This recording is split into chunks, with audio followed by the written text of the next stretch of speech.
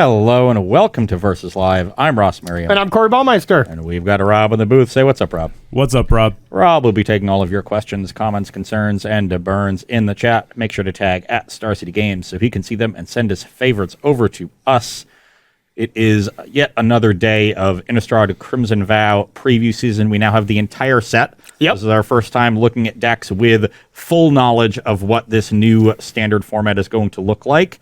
And, you know, we've just got more sweet decks. There's plenty of stuff to get through. Normally, it's a slower preview season. We have more time to explore different things. Everything's so fast now, we're just got to dive in head first, I guess. I know, it doesn't give us enough time to play the cards that we know are not going to be good. But, you know, you got to do what you can while they slowly give us the cards. Now we just had to... cards surprise you. That's true, you know, but now we just had to jump into it. I remember putting like 2 Shark Typhoons in a deck and being like, I'm not sure how good this card is going to be. And then we played it. This card is good. Yeah. Hey, I mean, that was even a Zika's Chariot too. But to be fair, Throne of Eldraine shadowed so many things that, you know, that was kind of the case for a lot of different cards. But yeah, that's the fun part. That's the fun part when you get to just check out these cards that we realistically don't think are going to compete with Izzet turns or going to be good enough to stand up to mono green or something like that. But then when you're surprised, it's like, you know, aha moments for not only us, but for y'all. And, you know, we didn't get that when they rushed through all of these as fast as they did. Can't find the diamonds without wading through the rough. Exactly. Yep. Absolutely.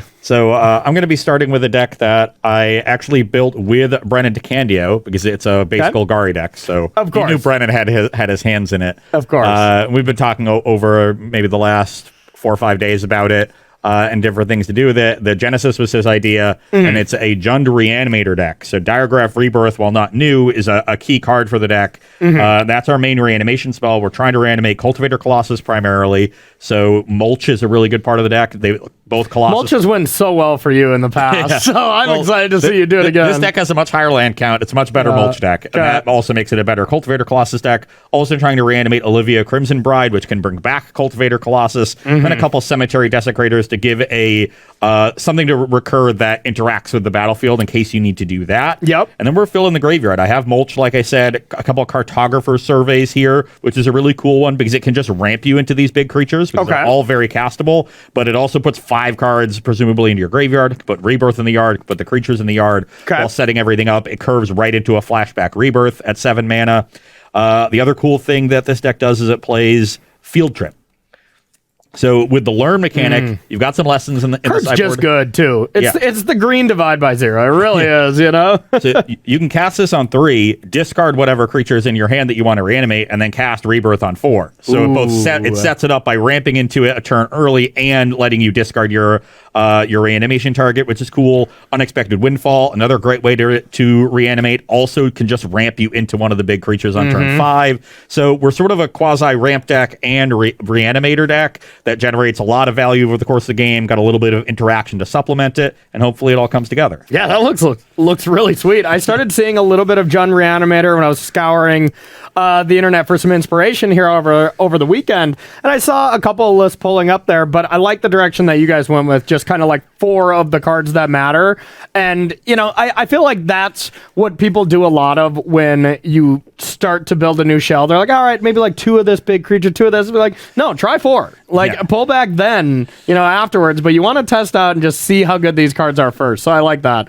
All right, and then from my end, I'm giving it a shot at Party. This has pretty much been your mechanic. You've been the Party Master for a while. And I'm not going to lie, you may have had some coolish ones, but so far we've come to the conclusion that Party just didn't get the support that we thought it was going to in the D&D set, right? Like the D&D set we thought was going to give us all of these wizards. I mean, that's just like the whole D&D theme. It makes so much sense. It made too much sense. It made too much sense, so it made no sense at all. It went full circle. Exactly. And I think the one thing that maybe you were always really focused on is that green creature that was all types, right? To really help the mechanic. Paragon. And I started with, God, I can't even remember. I think I was trying to start with a Naya build when I started building this, and I'm like, you know what? Like, the green just isn't that good outside of that creature that kind of fills the thing. So I wanted to try a Showdown deck. That's another card that I think was really shadowed by Lovestruck Beast and stuff. Of course, we saw the Naya Showdown deck and stuff, but after that, Izzet Turns kind of was the new thing that put Showdown in its place. Just wasn't really the time to be casting that card, gaining full value when your opponent's unexpected windfalling that turn and then copying all runs and all that kind of jazz. But I think if there's a place for it, it's in a hyper-aggressive deck that, gets a lot of help with all the creatures being tiny, low converted mana value, and do something when they come into play. So I built a Jeskai party deck here, taking advantage of just these three as the party mechanic.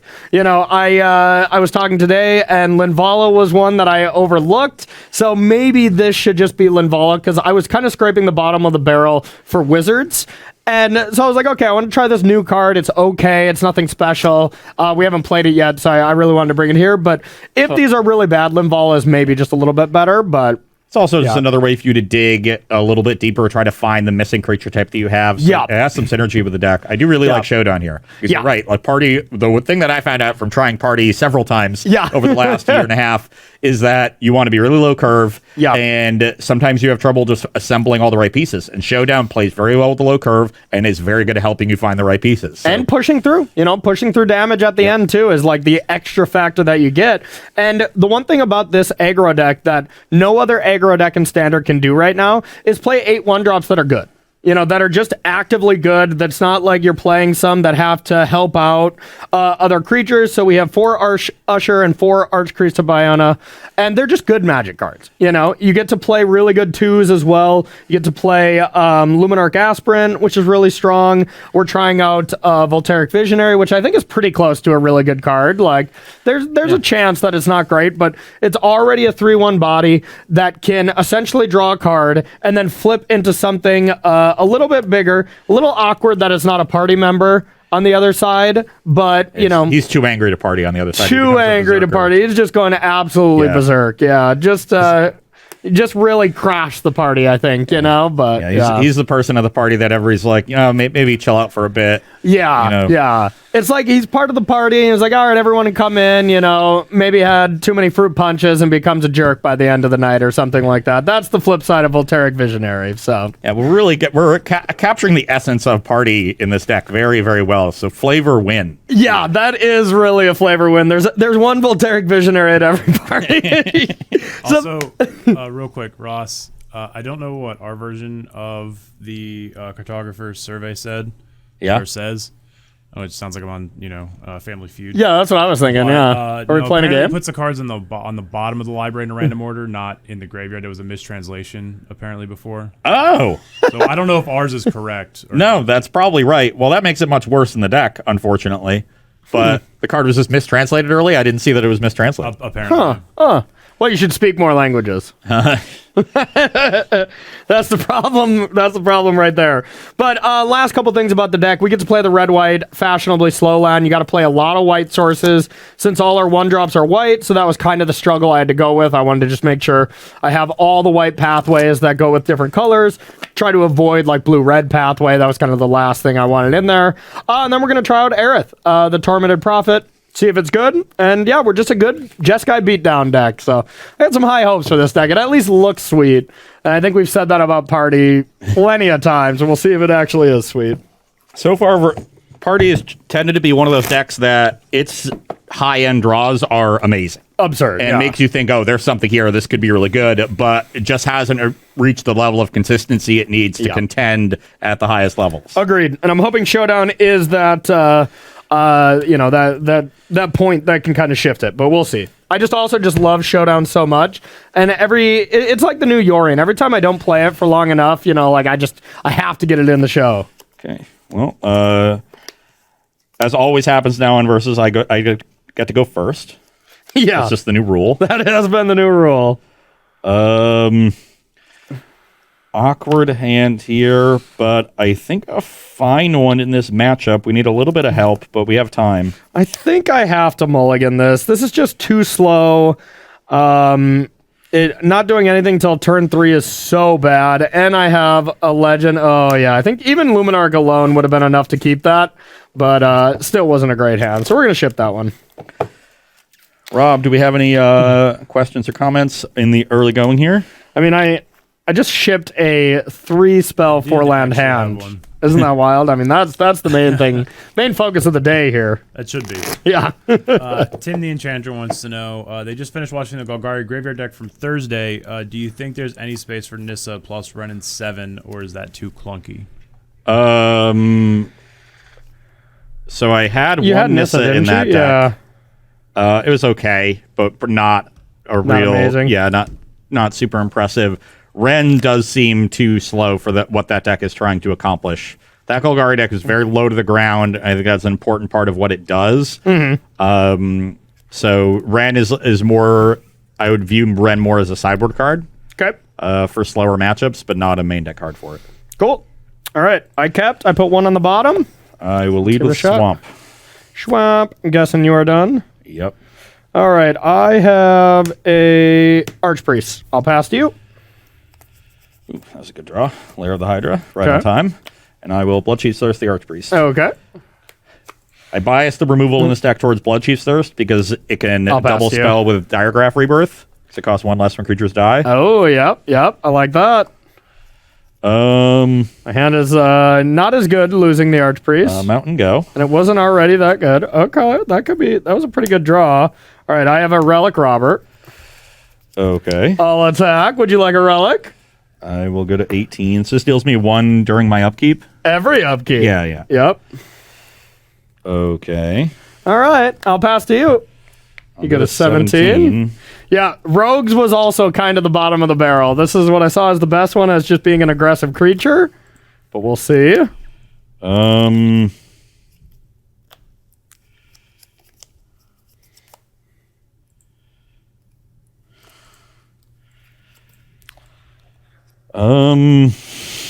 Is Relic Robber going to get you? I have to take a turn off of my normal curve here to deal with this stupid Relic Robber. No. So if I take another hit, I'll go to 15. I'll go to 13 on my upkeep. And I'll go to 11. And that seems fine. I'm going to play Haunted Ridge and Cartographer Survey. Okay. So look at the top 7. I get And so it is the lands. bottom of the library, unfortunately, right? Yep. Okay. I got 2 lands. I'm actually going to choose 2 green sources, so that'll give me triple green for Cultivator Colossus. And they just go into play? Yes. Tapped. Okay. And then I'll Yeah, that would have been insane if it gets to if it gets to put cards in the graveyard too, huh? That was the idea. Okay, so I am going to... But you know, WotC won't ever let me have any fun. No fun for you. All right, I'm going to Squad Commander, get a couple of creatures, and I'll attack you, give you another Relic. Put me to 15. So you take 4 in total, put you to 13, and pass to you. 13 on the upkeep. All right, this Draw. should be your big turn, I imagine. You know, hopefully they hear that complaint, Ross, and just give you Whisper Squad the next set. Yeah, that would be nice. I have an okay one. We've got a Blightstep Pathway and a Cemetery Desecrator. Okay, I got to give this one a read again. I'm going to exile my Cartographer Survey to kill the Relic Robber. Okay, no Relic robbing for me. And do I want to do this? I'm just going to pass the turn. Okay, so now it's, do I want to try to attack? I could maybe get in there with Den, hit you for 4, 5, basically, and then I'd lose my whole board. Probably shouldn't do that, and I will just play my showdown. Yep. 1, 2, 3, 4. Okay, so I'll play that. Play an Archpriest. And I don't think I want to attack, so then I'll pass to you. Yeah, I'll go to 11 on my upkeep. Okay. Ugh. Human Cleric, Warrior, Rogue. Dang it! I'll be needing a wizard to complete my party. Dang it! Always need the wizard.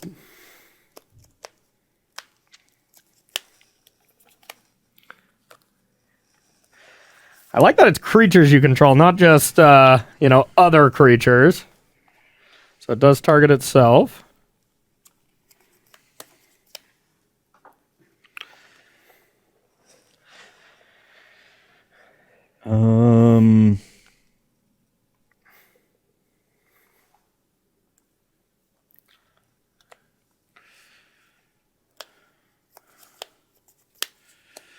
I will Blood Chief Circe the Archpriest of Iona. Okay, that was rude. And so now I only have warriors, so I'm really not turn. too close. All right, I'm going to draw chapter 2. Yep. So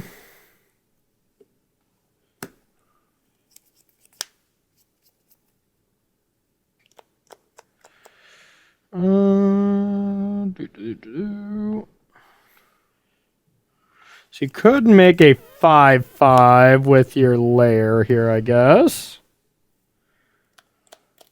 So my attacks, no matter what, are not going to be great this turn. So I think I have to just accept that, maybe spread out some damage, unless I want to trade for a lair. So I'm going to go like this. I'm going to put a counter here. Okay. May I look at your hand? Okay. So, yeah, you do have a 5/5 lair, right? Available? Yep. Okay. So, yeah, not great to be squadding this up. So, now let's just go like this. And pretty likely you're going to want to kill my Elite Spellbinder next turn. Because it is, unblockable for you, essentially. So I'm going to play this, and I'm going to put a counter on this Corey Warrior. I should just, finish it out. I mean, it's spelled okay, it's wrong, but whatever, All right, I'm going to do that, and then no attacks. I think we'll get in there next turn. Yeah, upkeep, I'll go to 9. Okay. Kind of need a good one. I would like you to not have a good one, if you don't mind.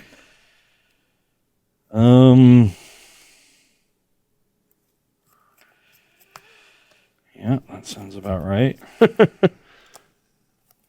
So Blood Chief's Thirst, if you want to kill one of these 3 things, will cost you a big whopping 6.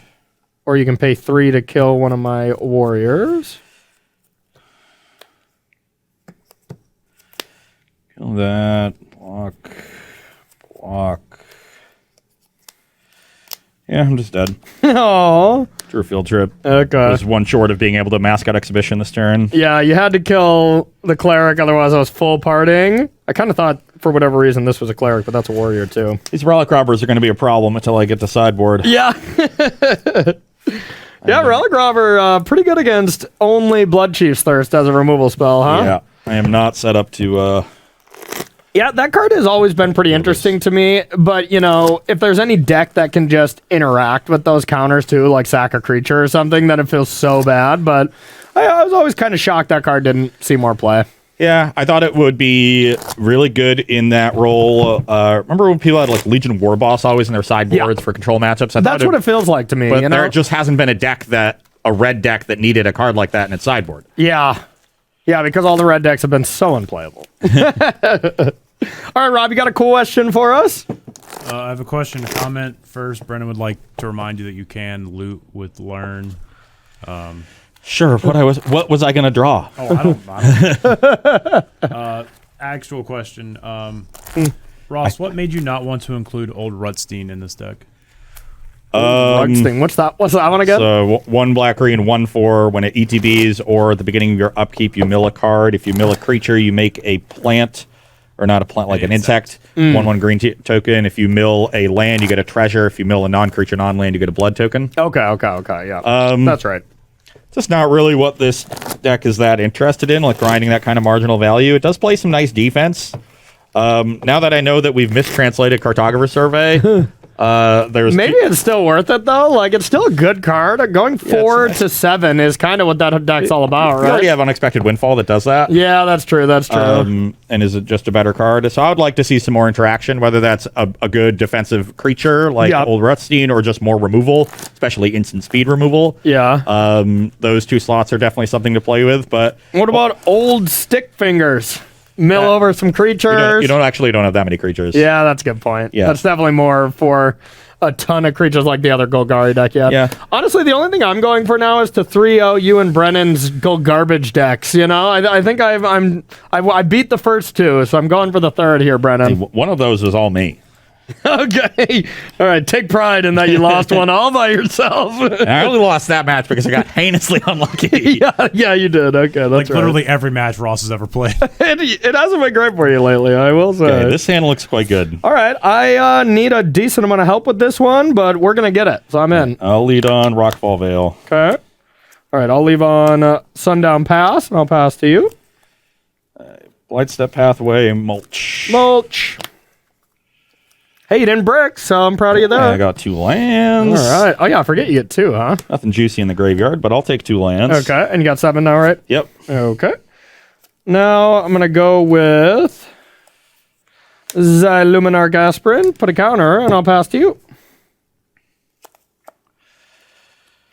Let's play Haunted Ridge and Field Trip. Okay.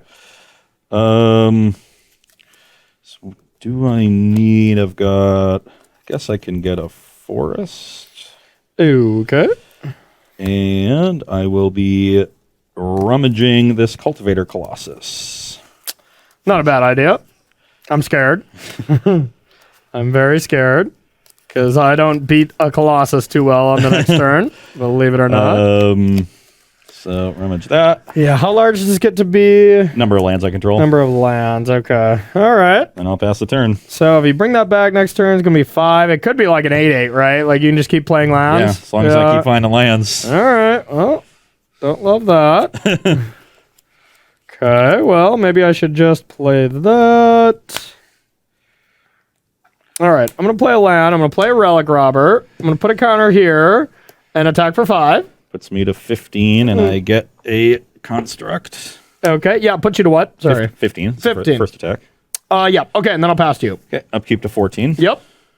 I have a feeling that Relic is going to have to do me some work. I might not be attacking for a while. Yeah. You just feel like you got a Colossus coming to play. I do. I also have the cool double spell with the Bloodchief's Thirst into it. Sick. I'll play this forest. Diregraph Rebirth the Colossus. Okay, that's pretty sick. Okay, I'll put in a Deathclap Blade. Draw. Okay. Put in Crowd Crown Pathway. Draw. Okay, this is disgusting. Put in Deathclap Blade. Draw. Okay. And that'll be it.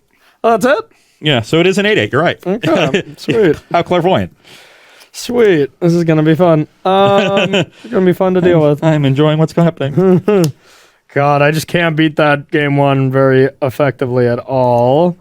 Except by trying to go wide and hope that you don't have anything. But when your lands redraw, I don't have a high... Well, it's just for the trigger. My later lands won't count. Oh, really? Okay, well, that's good. Okay. All right, so I'm going to play these 2 things. And I'm just going to put a counter here and pass to you. Upkeep, I go to 13. Yep.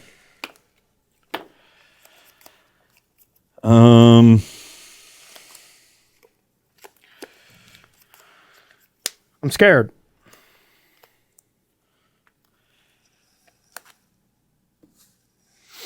I will play Cemetery Desecrator. All right. And so which one do I want to kill? Yeah, they're all okay. Usher is definitely my worst one. That's why I put the counter on there because, well, hope for the best. I'm just going to kill the Relic Robber. That's the one I'm most scared of. Yeah, that one's pretty So I'll annoying. exile your Aspirant to kill it. Oh, to give it -2, right? Yeah. Okay. So the Aspirant's exiled, the Robber's there. Yep. And then I'll attack for 9. All right, I'm at 11. Pass the turn. Okay, things are fine. Things are fine. I got a showdown. Yep. And those are not very good cards.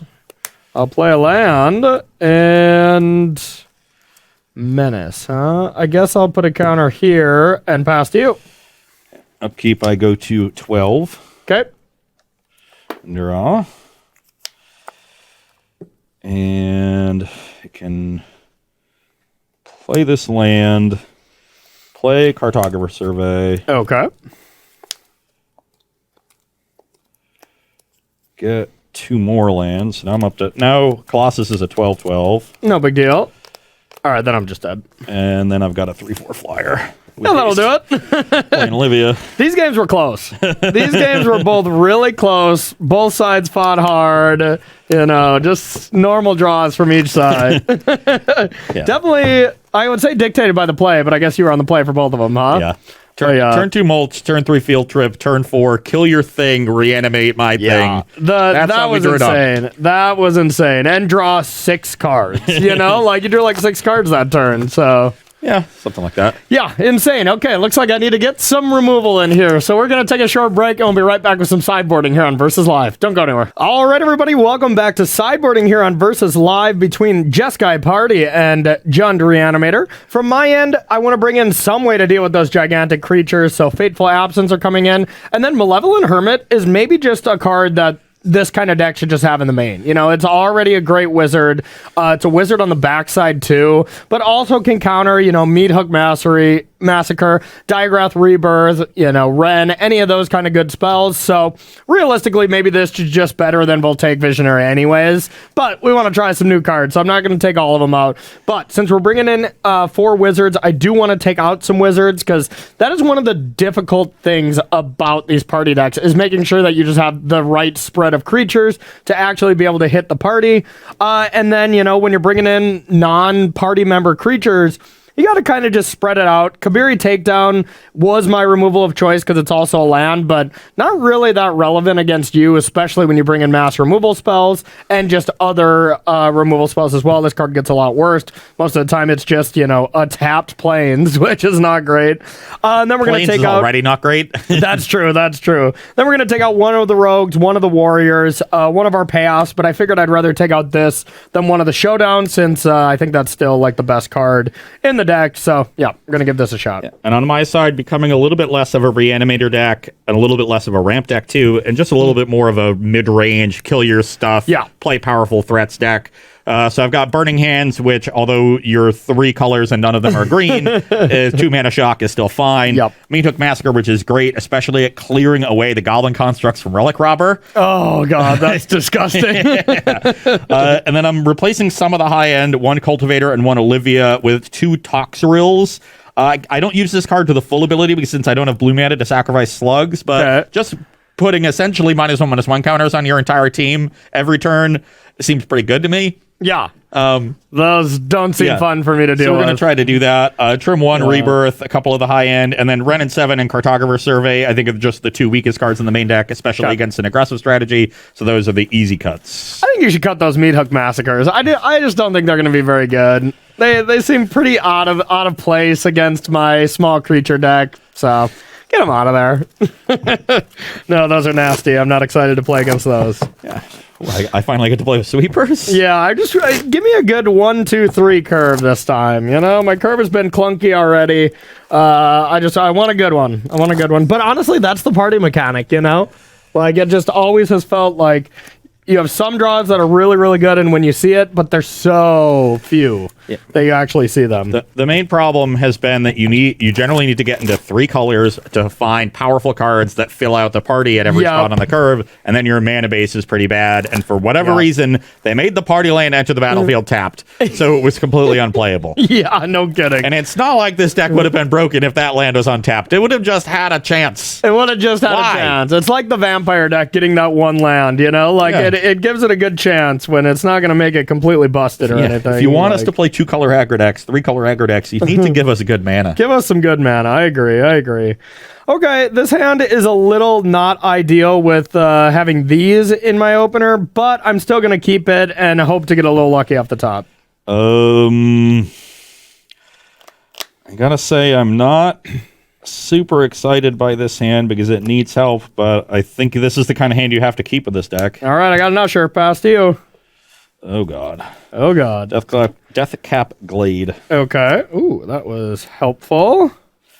Maybe I'm supposed to mulligan this hand. That was a helpful draw. You could just have Blood Chief's Thirst, but even if you do, it's still better that you kill this one. So I'm going to put a counter here and have you take 3. Ugh. Pass to you. I will be casting a mulch. Okay. Get a Lair of the Hydra. Put Olivia into the graveyard. Okay. You're up. Dang it. Believe it or not, we needed a land, and we did not hit it, so that's not great for me. Believe it or not, you don't actually need a land. I think I'm dead. Well, I'm a Malevolent Hermit, and I want to try to get out of range at least from a meat hook for 1. So I'm going to put it here, and I'm going to attack for 5. I'm a 12. Pass to you. Oh, yeah, now we're doing it. Uh-oh. We're not actually doing it. I've got another glade and a field trip. All right, take a field trip, buddy. You deserve that. Let's. So if I never tap this island again, I'm probably going to win the game. It's got a swamp. I'm going to guess rummage. And, yeah, I think we will be rummaging. Yeah, you got any good lessons that help you out of this? Environmental science, containment breach, a 7-drop. Nope. Oh, let's discard a field trip. Why not? We already had one. We don't need another. Sure, yeah, field trips are overrated. They were. Okay, so now... Oh, get a 4. I thought it was any basic land. I don't know what any of my cards do. It's fine. Yeah, that's fair. Okay, so now I have 5, 6, 7, 8 coming in. So I want to just make sure I leave open blue for anything big, and then I suppose I can just do that. So, yeah, we'll put a counter. So I want to make sure... I'll put a counter here, and then I'll attack. So that's 8. Yep. Me to 4. And then I will get a human warrior. I guess we'll use Shaheen, and I'll pass to you.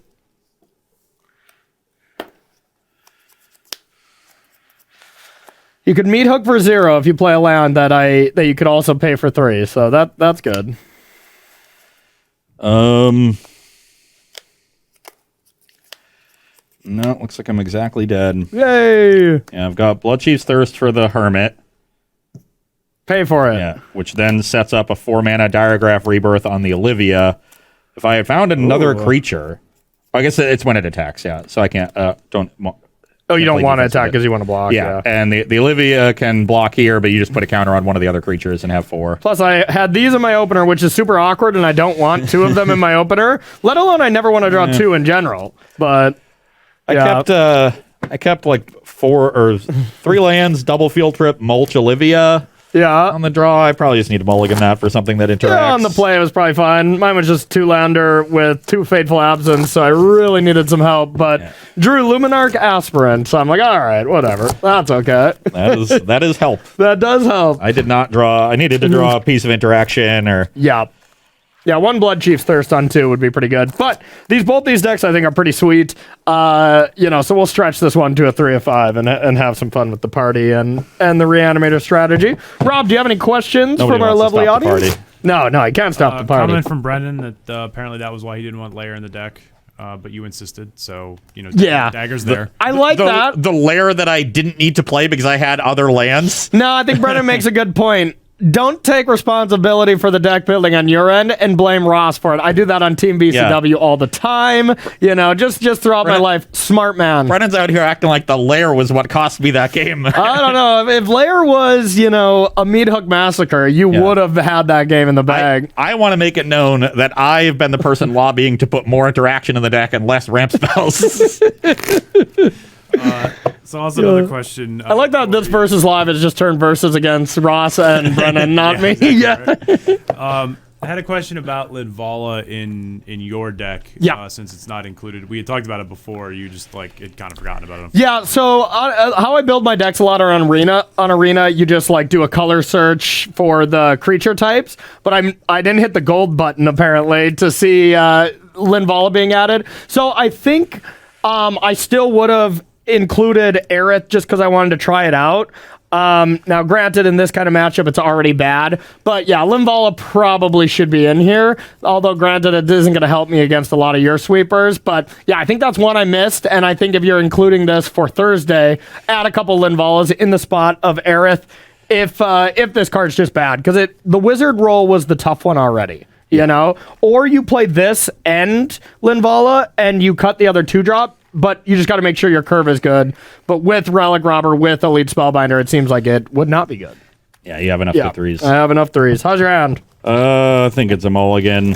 All right, I like that. If I had a black source for these Bloodchief Thirst deleted to Field Trip, I would keep this hand. Oh, you're damn right. Without the black source. And Field Trip. keep. Yeah, right.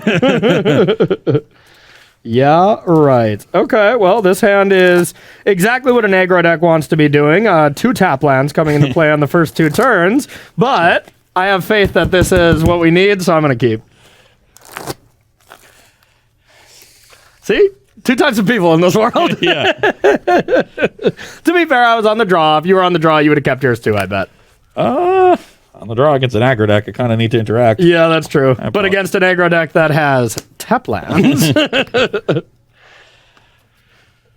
This is the advantage I get for doing lots of shuffling. It means Corey usually looks at his hand first. Yeah, that's very true. I coughed up that advantage. Yep. Okay, this is a keeper of a hand. Okay. And I will be let's say putting this one back. All right, bring it on. And we'll lead on Rockwell Vale. I'll play a River Glide Pathway. You mean Pillar Verge Pathway? Or Pillar. Actually, I don't even know if I want to do that. Because I have a 1-drop, but I also have 2 drops, and I still have 2 tap lands. So it's, do I want to try to get a little luckier off the top to really just curve out and try to punish you fully? Or do I want to play a tap land now and then my curve is pretty safe, but also a lot worse? So, you know what? I'm feeling lucky. I'm going to go with a Priest of Iona. Pass you.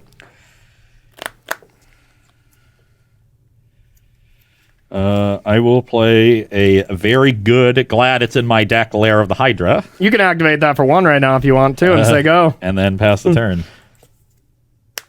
Boo. Okay, I'll attack for 1. 19.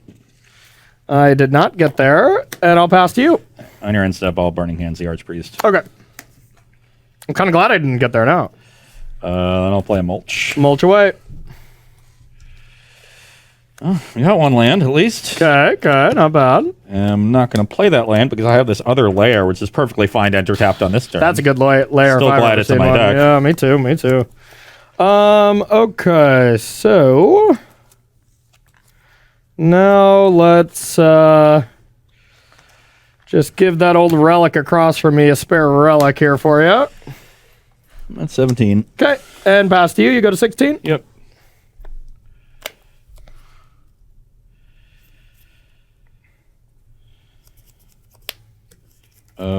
Play a Mulch. Okay.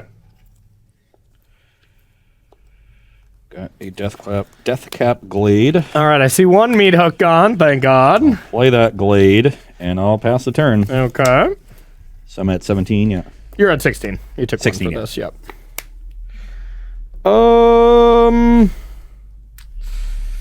Okay.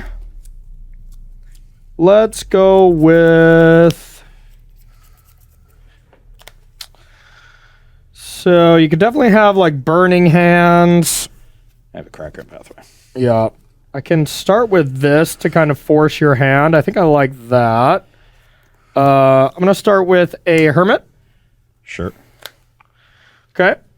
It would have forced your hand if I had a blue mana, but I do not. But I tried to bluff it like I did have it. But instead, I just have this land, and I have a Luminarch Aspirant. Yep.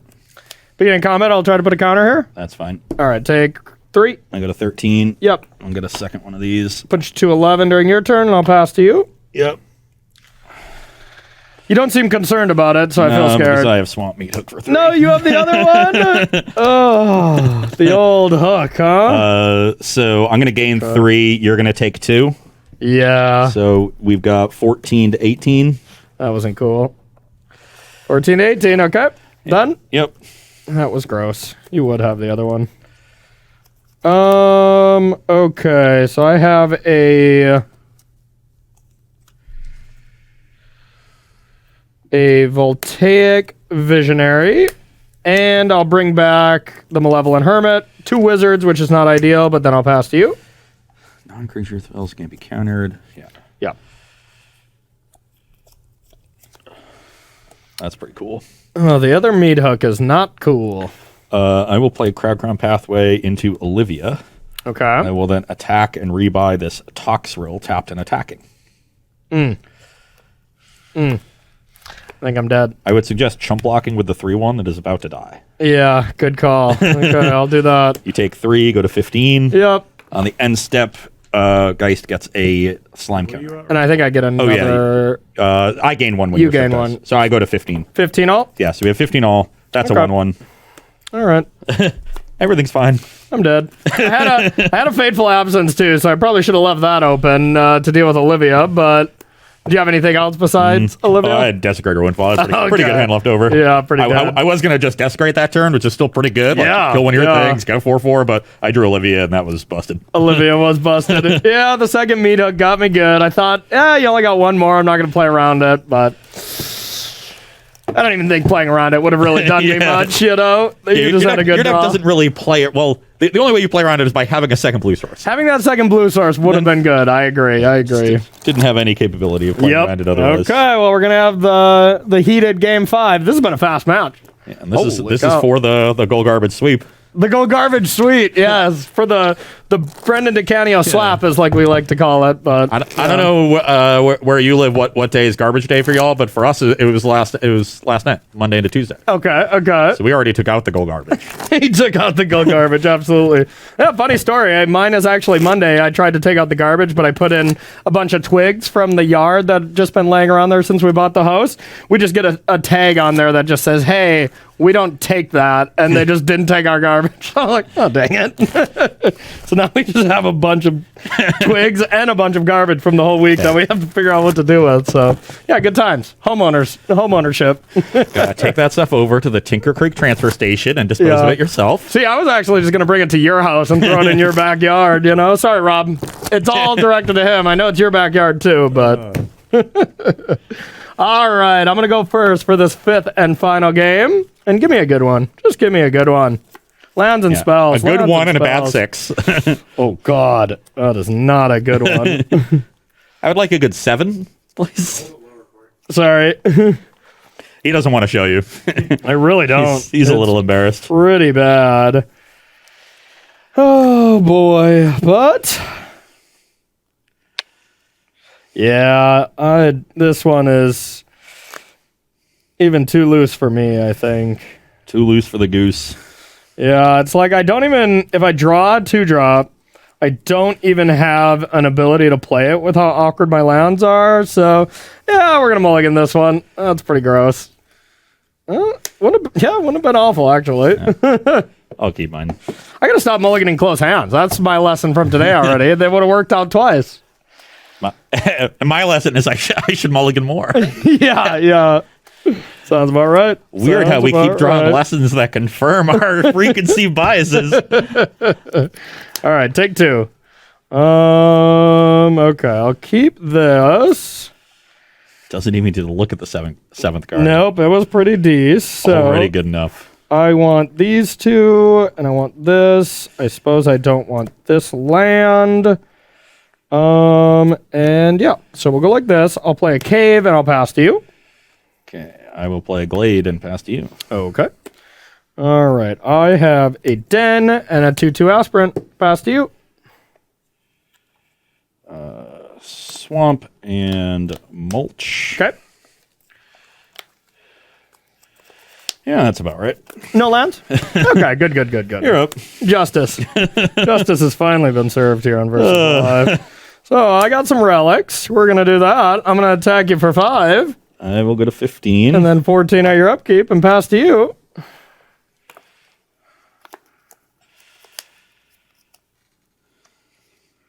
The land? Because that would be hilarious.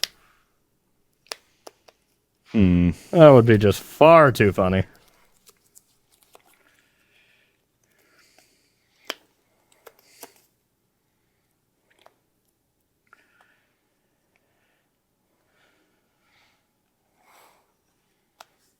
I've just got a mulch. Okay, mulch away. 2 lands this time. Okay, you're lucky. And then I will play a Haunted Ridge. Okay. And 7 cards in hand. You're up. All right, no Blood Chief's Thirst. We like that. All right, not the best of turns, but I have a land and a Luminarch. Now, I want to try to get out of Meat Hook Massacre as much as possible, and I can't get this one out. So I guess I go one here, one here. That avoids that, and then I'll attack. Take 7. 3, 4, 5, 6, 7. Yep, put you to 7. Then you're going to go to 5 during your turn, and I'll pass to you.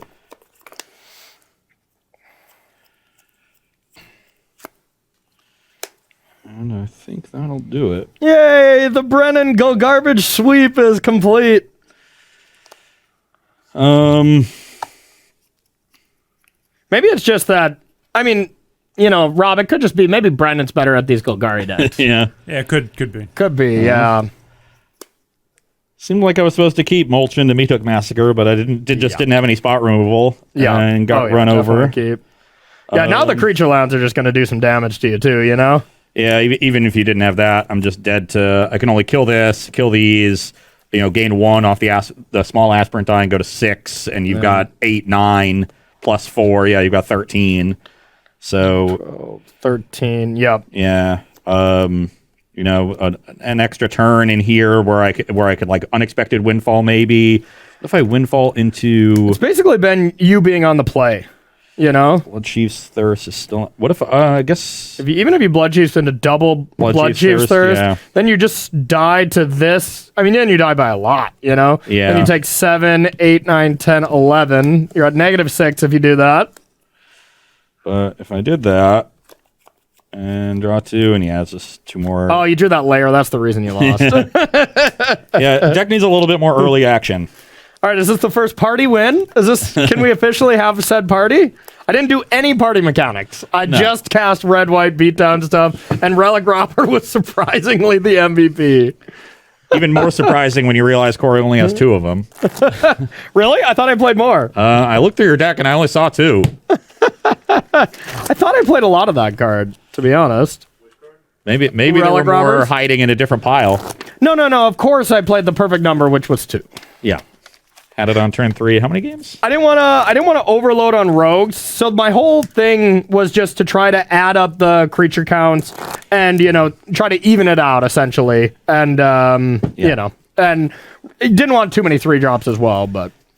Yeah. But yeah, once again, I don't know. I still don't know how to evaluate party because I had some draws that were incredibly awkward, some draws that were awesome. Showdown when I drew was pretty good, but then also the game when you were ahead and I played Showdown, it was laughable. So, I don't know. I just don't know. Yeah. Linval, I think, would be a good addition to help out a little bit, but it doesn't help out against the Meat Hook Massacre. No. Yeah. And that's the big problem. It's a mechanic that is built around, your creatures all living in your aggro deck. That's the only thing your opponent's trying to do is kill all your stuff. Exactly. Your deck even is going away from your normal game plan to just be I kill creatures, which is a good plan against aggro decks. When I was playing Is It Turns at the Invitational, my whole plan post board was to cut all my Time Walk, Galvanic Iteration shenanigans and turn into a removal deck and win with Cyclone Summoner. Obviously that's not going to work as well against this, but if this was a big player in the format, decks will adjust to play a lot of, guess what would be good against me? Cinderclasm. It can't beat that card, so... so I don't know how I feel about these hyper-aggressive aggro decks, but this one seemed decent. Yeah, you did some cool things. Mainly the power of, Lumeric, Aspirant, Relic Robber in the matchup, so it wasn't the party mechanic necessarily. It just goes to show you that... you can build with good cards. Yeah. And that's nice. So it's nice to be able to win games with an aggro deck that's synergy driven without putting your synergies together, showing the power of the individual cards that you're putting in your deck. And I would have partied you on, I think, the first game, but, you saw the writing on the wall without the Meat Hook Massacres in your deck that you were going to lose eventually. You maybe weren't going to lose that next turn, but that next turn I could have went, Wizard, Cleric, Indestructible Team, Iona pumped something, and it would have looked like a ridiculous turn. But, you were going to die over the course of 2 turns anyways, no matter what. Yeah. So, yeah. And this deck is doing cool stuff. Honestly, the card that I was least impressed by was actually probably Olivia. It just needs so much to go right for it to be good. I mean, I top decked it in that game 4, and it looked amazing because I just buried you very quickly. But I think I was winning that. It was pretty far ahead in that game anyway. Yeah, and you could probably get away with trimming on Olivia's, cutting the cartographer surveys, and using those maybe 3 to 4 slots to get more early interaction in the deck. Make sure you don't fall behind. Yeah, because while Mulch and Field Trip are both good in the deck, in aggro matchups, you can't get away with it playing those 2 on turns 2 and 3. Yeah, I think the card that I would cut in that same vein, if you have that thought process, is the 4-mana ramp spell for just binding the old gods. It's a ramp spell, but also interacts. Yeah, there you go. There we go. Yeah. Now we're cooking with gas. Yeah. Put me in this Go Garbage Discord that you guys got going on. I've been playing Go Garbage my whole life. No, but the one thing I think, in all seriousness here, I think the one thing that you really probably should have cut is that 2-mana just put 4 cards into your graveyard card that you've been playing so often on Versus Live. Like, whenever you play a card, I know this is Magic 101 for you, so maybe this is a newest lesson, but whenever you're playing a card that doesn't cantrip and it just puts something into your graveyard zone, it's usually not very good. So that whole Mulch card, I don't think is very playable. That's weird to me, though, because Dredge is historically so powerful. You're just trying to relive the Dredge days with Mulch. Be like, if I don't hit lands, that's more cards into my graveyard. Yeah, checks out right there. Okay, so that's gonna do it for our first round. Pretty cool decks on both sides, though, to be honest. Like, kind of some weird games, to be honest. But I think Binding would be a good addition. Still not sure about this deck. Pick it up on Arena. Give it a shot. Someone tag me and let me know if Party's coming back, because I am very interested. But for the next match, I'm going to be playing a deck that our own Ari Lax wrote about. And it is this Bant, kind of Bant mid-range deck that I played even a couple shows ago. It was like Harlan Fear's kind of Bant deck ported over into Crimson Vow, but playing the new Dollhouse card where you're able to exile a card from your graveyard for 1 mana, get it back, and get the abilities of it. I don't know. I'm always skeptical of these style of cards, and Ari always loves them. It's, I think the last one was Pyre of Heroes. Yeah, Pyre of Heroes. Completely unplayable Magic card, but It looks really cool, and I have some hope for this Dollhouse card. It looks a lot like Godfarer's Gift, which was a good card back in the day. There were plenty of decks built around it, so we'll see how that engine works, and it's going to be put to the test in an aggressive matchup. I've got an updated version of Mono Red, one that's a little bit more creature-focused. I wasn't that happy with all the burn spells in the previous version, so we'll see how this new Mono Red list looks. All right, looks sweet. So we're going to take ourselves a 5-minute break, and we'll be right back with round number 2 on Versus Live. Don't go anywhere, or Brendan DeCanio will be pissed at you.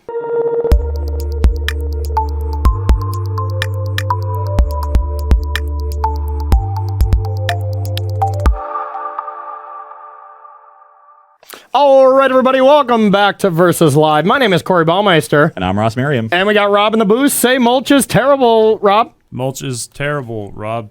He's right. It's good inflection. Right. Yeah. Rob will be taking all your questions, comments, concerns, and burns in the chat. So make sure to tag at Star City Games, and Rob will get his favorite one sent over to us. We are playing, what very well could be our last, well, it definitely will be our last preview show, where, we kind of came up with this idea, took some from our fellow writers and stuff like that. And on Thursday, if y'all haven't seen our tweet, we're asking y'all for deck lists. So we're getting, we've put in our work. Usually we have a lot more time to build a lot of decks, but with this hustled out preview season, we didn't have as much time to do so. So you're already going to have access to the cards on Thursday. So we wanted to see the ideas that all of you have. So if you want to submit a deck that you've been really hyped about, both our tweets are live as far as our Thursday show. We'll be picking out decks Wednesday morning, tomorrow morning to get that show made. But yeah, this is kind of it for our preview season already. And it just does feel weird, I must say. Yeah, it's a fast preview season, but that's to be expected with how quick the turnover was. Yeah. It's part of it is a little bittersweet. It's nice to have a lot of time with it. But I also just like having the set as quickly as possible, because it was always annoying anytime we built a deck in the first week. Oh, and then 2 weeks later, there were 5 new cards that we wanted to try in that deck. Oh, yeah. Oh, yeah. And then people that go back, because I know I do this stuff even too, like whenever I get access to the cards on Arena, I'll go back to the Versus Live decks that we have, and I was like, oh, yeah, that one was really cool. I was like, why is Ross not playing this card, though? I was like, well, we didn't have it. Yeah, but it's just like a lot of people look back and didn't realize when the cards war actually came out and be like, These guys are dumb. They did not include Edgewell Innkeeper in their adventure deck or something like that. There's plenty of other reasons that we are not intelligent human beings. Exactly. But, I mean, if you had to pick one. Overwhelming. If you had to pick that one, give us some slack, really. Yeah. All right. You don't have to invent more. Exactly. So this one that I wanted to try out, I was reading Ari Lax's article, and it should be live right now. It was a good one. He built a ton of different Dollhouse of Horror decks. A card that, I think a lot of people probably gloss over, including myself, just thinking, well, 5-mana artifact, probably not good enough. And maybe that's the case. But this is one of those cards that we didn't get to explore that is probably going to be overshadowed by mono green, by Is It Turns when we get back into the real world. But I wanted to give it a shot because this could be that card, that diamond in the rough, where you're just like, wow, this is actually doing some insane things. If every single turn for 1 mana, you're copying an effect that's getting you some kind of ability, and then they snowball together where they really do help each other out. If you activate this for the 5th time, and your opponent doesn't have a ton of removal for your now construct, well, these dolls, can get bigger than their original creatures as well. Yeah, eventually the dolls will get you. So it is this sort of... It's like the movie Chucky. Eventually the dolls take over, Yeah. So it's this kind of slow take over the game. We've got some good interaction in the deck. Yep. And then, in most, mid-range matchups, Dollhouse will eventually take over. Generate so much of an advantage. And these are the enablers that we get to play with the Bant colors. You get to play all of them. Mulch worked so well for you the last, 2 weeks that I had to give it a shot, and hope that it can help out with the Dollhouse. And I just hope you don't have a lot of Abrades in your sideboard. I have 2. Dang it. I like it that you always play 2 cards that are just going to wreck me in any given matchup. Like, just in case, 2 of these, 2 of these, 2 of these. Just in case, It's just good TV. No, I don't want to let you completely off the hook, Okay, good off the meat hook. Yeah, gotta see what these decks can do when people try to interact with them. Yes, exactly. On my side, as I said before the break, I'm going to be playing a little mono red. I tried a more burn heavy list last week. It didn't go so well. This list is full 8 1-drops. You still get those double spell turns with Chandra. I get to incorporate Reckless Impulse, which I think is a pretty good card here. Nice source of card advantage. And then Cemetery Gatekeeper, which was previewed after I played that deck last week. Just a solid 2-drop here, especially against a graveyard deck. Let me, exile a creature, and now suddenly every time you play a creature, you take 2. Because it is, there was some question as to whether or not this was mistranslated. I remember when it first came out. Yeah. But it was translated correctly, so it's just anytime they play a card that shares a type with the exiled card, not shares a name. Okay. So I think this card is quite good and will be even better in formats with fetch lands. Yeah. When your opponent's on the draw and fetches on turn 1 and, you gatekeeper that fetch land and suddenly you have this Zozu that costs 2 mana, that's really, really strong. Yeah, that does seem pretty good to me, actually. Yeah, so this list is a little bit more creature heavy, topping out the curve at Volatile Arsonist again to curve with Chandra. No 4-drops in the main, so it's really just 1, 2, 3, and then ramp into Arsonist to finish you off. And I'm playing the Snow mana base with Faceless Haven, so I get to play Frostbite as well. So a more normalized mono red list. Yeah. That just is playing all the best red cards at every spot in the curve. I like that. Except that 1-drop, I do not love that card. It just doesn't seem great to me. Classic Wolf Rider? Yeah, where you're paying 3 to create something, but I'm happy to be wrong about that card. And that seems like one of those cards, that is hard to evaluate on surface value. And then your opponent activates it for the second time in a game, and you're like, well, I'm dead. Maybe it's not going to be that great against Brutal Cathars flipping it against you, but we'll see. We will see. Hopefully those don't do too much flipping against the mono red deck. That's a very good point, too. There's some fire to be played with or something like that. So, all right, you get to go first with your mono red deck. How unfair. Just how I drew it up. Yep. All right. How's your hand? Pretty bad. Just how you drew it up. I'll keep as well. I will lead on my 1 non-snow land. Excellent. All right, I got a farmland, and I'll pass to you. I'll play a mountain and pass to you. Okay. Now I got to think, what do I expect you to play? And it really could be a burn spell of some variety, so I don't know if I want to play a creature that's super vulnerable to it. Instead, I'll just play something else. I'll pass to you.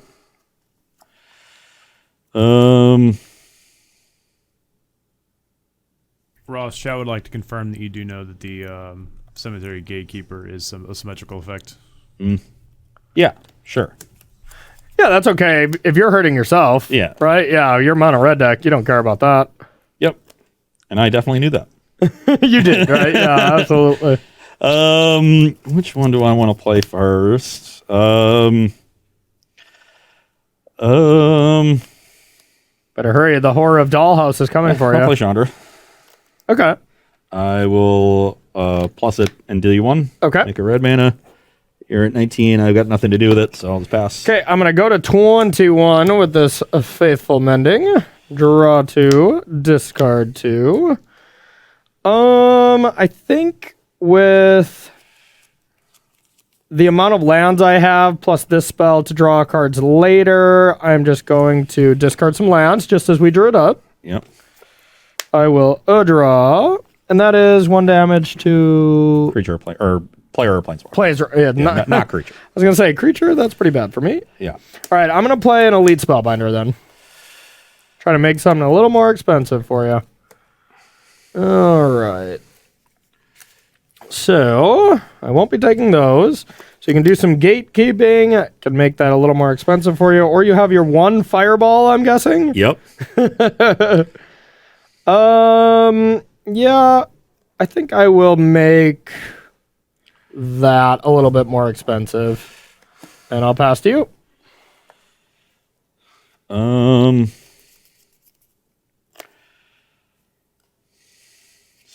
Interesting. I'll play a Haven. Okay. And I'm going to play Gatekeeper, Exile, Branchloft Pathway. Okay. So anytime we play a land, we each deal 2, right? I'll make a red mana, deal you 1, go to 20. Okay. And cast a Light Up the Night for X equals 0 on the Spellbinder, so it deals 1. Alrighty. Yeah, I couldn't avoid that sequence no matter what I did, unfortunately. It's only when it enters the battlefield, right? Okay. Yeah. All right, well, I guess I'll take a damage. Take 2. Okay, 18. take 2. And I'm going to play these 2 creatures. Pass to you. It is now day.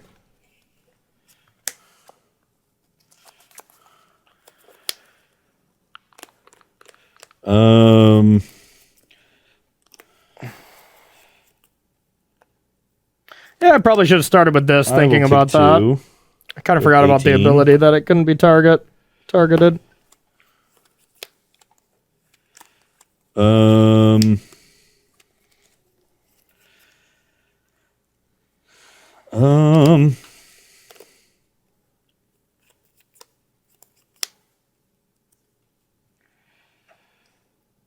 I'll deal you 1, make a red. Okay. 17. That's scary. I will play Volatile Arsonist. Ooh. I will attack, deal 1 to Stowaway, 1 to you. That's disgusting. So you go to 16. All right. And then to 12. Yep. And then I'll pass the turn. Well, I'm dead.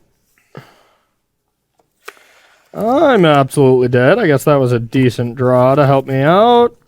I'll attack Chandra. Goes to 4, you go to 14. Yep. And yeah, I probably just have to play that. I'll play Chariot. Okay. And I'll pass to you.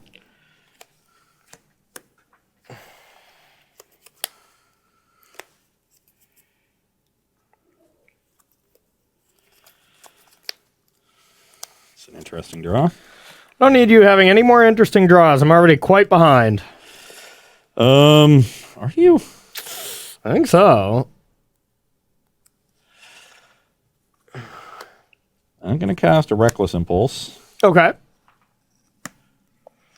Exile the top 2. You get to play them, right? Yep. Okay.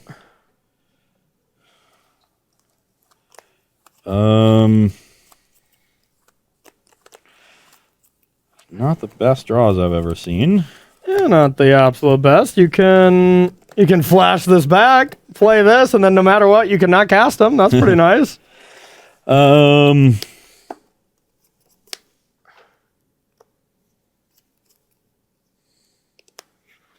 Ooh, the one thing I did realize just now is Azika's Chariot can copy the Dollhouse construct, so that's kind of cute. That is how that works.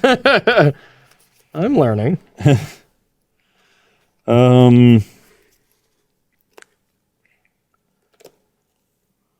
at 14. 14.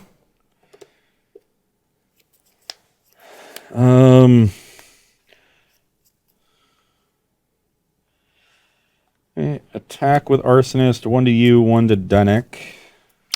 Okay. Go to 13. 13, and yeah, I just got a block.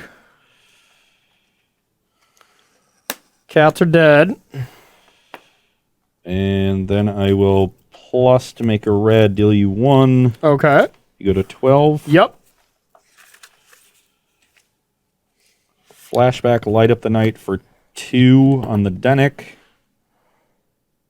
So pay 4, remove 2 counters from that. Oh, okay. Yeah, all right. For whatever reason, I remember seeing that card. I'm like, yeah, that card just can't be flashback, but yeah, that's pretty spicy. And then I'll take 2, go to 16 to play this land. Okay. Unfortunately, 1 short of being able to play the adversary 2, but pass the turn. Okay, I gotta see what this does again. Just put 2 graveyards from anywhere, investigate. Only once per turn. Okay, that's kind of cool. So, we'll untap. A draw. Okay, that was actually a pretty strong draw. Is it another chariot? No, that'd be really strong. Okay, so now it's how risky I want to get with this, and I like risking things, so I think I'm gonna go with a mulch. Okay. 1, a 2, a 3, a 4. I'll get 2 lands. That's about the average that people get, right? It just seems like 2 lands. So what I was risking was making sure I hit a creature for this. And then I will crew and attack this. That's pretty messed up. Yep, not bad, not bad. So do I... You've 3 in hand? 4 in hand, 4, yep. 2 of which I know are lands? Yep. Actually, I think it's best to keep the Chandra around, so I'll chump. Okay, and now it's... Oh, yeah, I guess I don't take damage now, so Yeah, perfect. now All you right, go play ahead. land. Now it's no decision. I will be playing a land. Okay.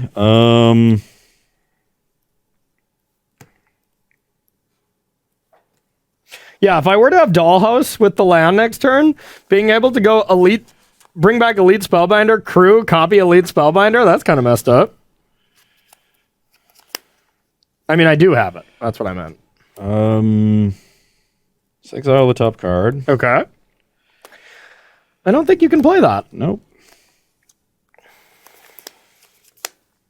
Play a mountain. Okay. Play Reckless Stormseeker. Okay. Pump itself and get in for 3. Okay. I'm at 9. And pass the turn. Didn't want to attack with the Faithless Haven. I guess doing some blocking would make sense.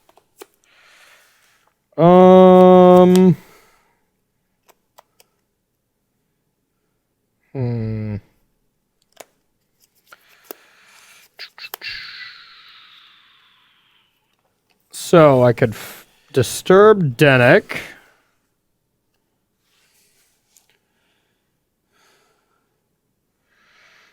To your grave from anywhere. Yeah, so I could do this and do some crewing. And then even if I die, at least I get a token. It's not amazing by any means, but don't think I can just make such an attack where I attack both at Chandra and, you know, guarantee I get by, because then your creature lands are just very scary. So I don't think that's an option right now. Ross, Chad is getting mad at you for not reading all of Reckless Impulse, apparently. It says until end of turn. Did you misprint it on my... I didn't do it. It's end of next turn. That's what I thought, but then I read the card and it was Okay, that one's not my fault. Because I was wrong before, I thought I was wrong again, but this time I was right, so I made myself wrong. I like you being wrong often. Yeah, I was like pretty sure it was until end of next turn because it makes so much, because it's good with adversary. Yeah, that's why I put them in the deck. Rob is setting you up for failure, huh? That one's not my fault. I like it. I like it. Okay, I'm gonna play Dennick. I'm gonna play this. Game would have gone very differently. Yeah, probably, but we've gone far too far. I would have adversaried into another impulse and had 2 more cards. That would have been pretty messed up. I think I'm still in a lot of trouble here. I'm not gonna lie. So I don't really want to get Chariot in there. So, God, it's almost not great for me to attack at all. That is the idea. Yeah, I don't like that. Yeah, okay. I am just going to say go then and try to play some defense, hook up some stuff for next turn. Well, try not to die.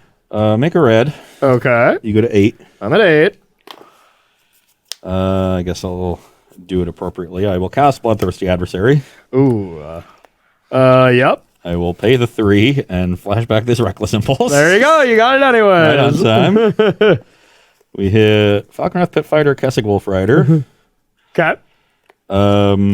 Very powerful.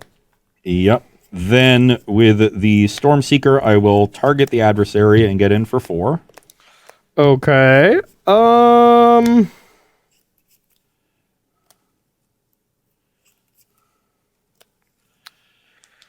Let's go with... I'm going to crew Chariot. And I'll block. Sure.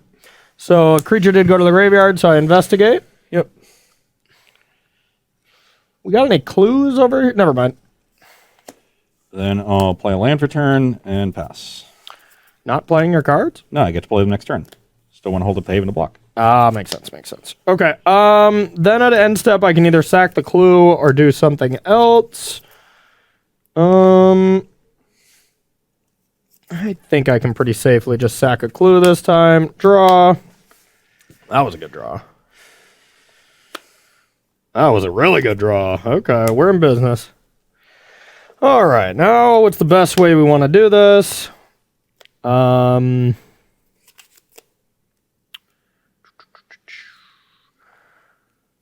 Okay, let's go with a Brutal Cathar on this.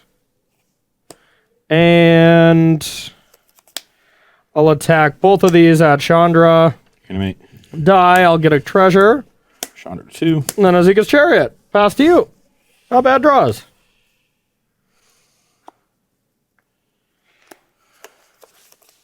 All right, maybe this deck is sweet. I haven't drawn Dollhouse, so it's not a Dollhouse deck yet, but... Dollhousing back the reclusive taxidermist is kind of messed up, too. Exile the top card. Okay. You got a mountain now. I think I'm like 0 for 7. Oh, yeah, you don't get a mountain. That's right. Yeah, remember when I was hitting Galvanic, Alchemist Galvanic thing or whatever off of them and iterations? I think I hit a Glory Bringer off one of them. You know, not even in the set, but I think I still just got one in Standard. Okay, play my creatures. Okay. And pass the turn. Okay. All on top. Alrighty. Let's go with... Let's start it off with a flashback Faithful Mending. Brings you to 10. Go to 10, draw 2. I'll discard these 2. Get a treasure or get a clue. From Anywhere. Oh. Yeah, it's messed up. Not bad, huh? So the flyer can take this down, so now it's just about how I want to pressure everything else. And I think I'm okay giving away the Cadillac. I'm going to crew the Cadillac with this. I'm going to attack this here, this at you, copy a cat. Animate Haven. Yep. Block Chariot. Okay. Frostbite the Denic. Oh, that's not cool. Frostbite the Denic, huh? Okay, so that's gone. These trade. These trade. You keep your Chandra. And now do I want to do anything else? I think... I haven't played a land, so I could sack a clue first. Yeah, so let's do that. There's the land, and then I'll play a Denick, and I'll pass to you.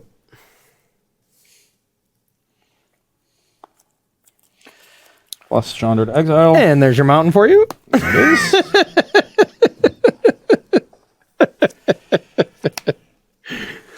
Oh, Ross, your luck sometimes is... I mean, it's still funny, but it's borderline getting not funny. Hold on. Okay. You get to start making 3/2s now, which is unfortunate. Well, what's more unfortunate is that I really can't let this flip tonight. Oh yeah. Yeah, that's a good point. Because I think it's going to be pretty easy for Corey to cast 2 spells next turn. Get out of here.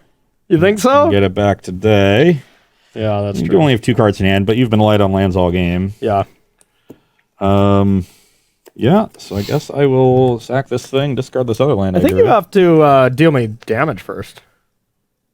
Right? Oh, yeah. Yeah. Activate only from one last life this turn. Yeah. Okay, well. Makes it easier. I guess maybe I was supposed to plus with Chandra to deal you a point and make sure I could do that. So bad. Yeah, then I'm still only seeing 1 card, right? Yeah, I think you have to. You're behind enough, or you just have to hope to get a spell, and you just got unlucky. Yeah, just drew 2 lands. All right. I guess I'll.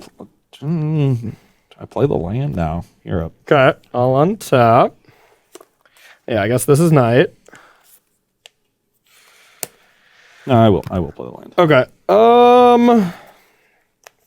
So now I want to try to make my swing at Chandra. Try to just get it out of there, I think. So Chandra.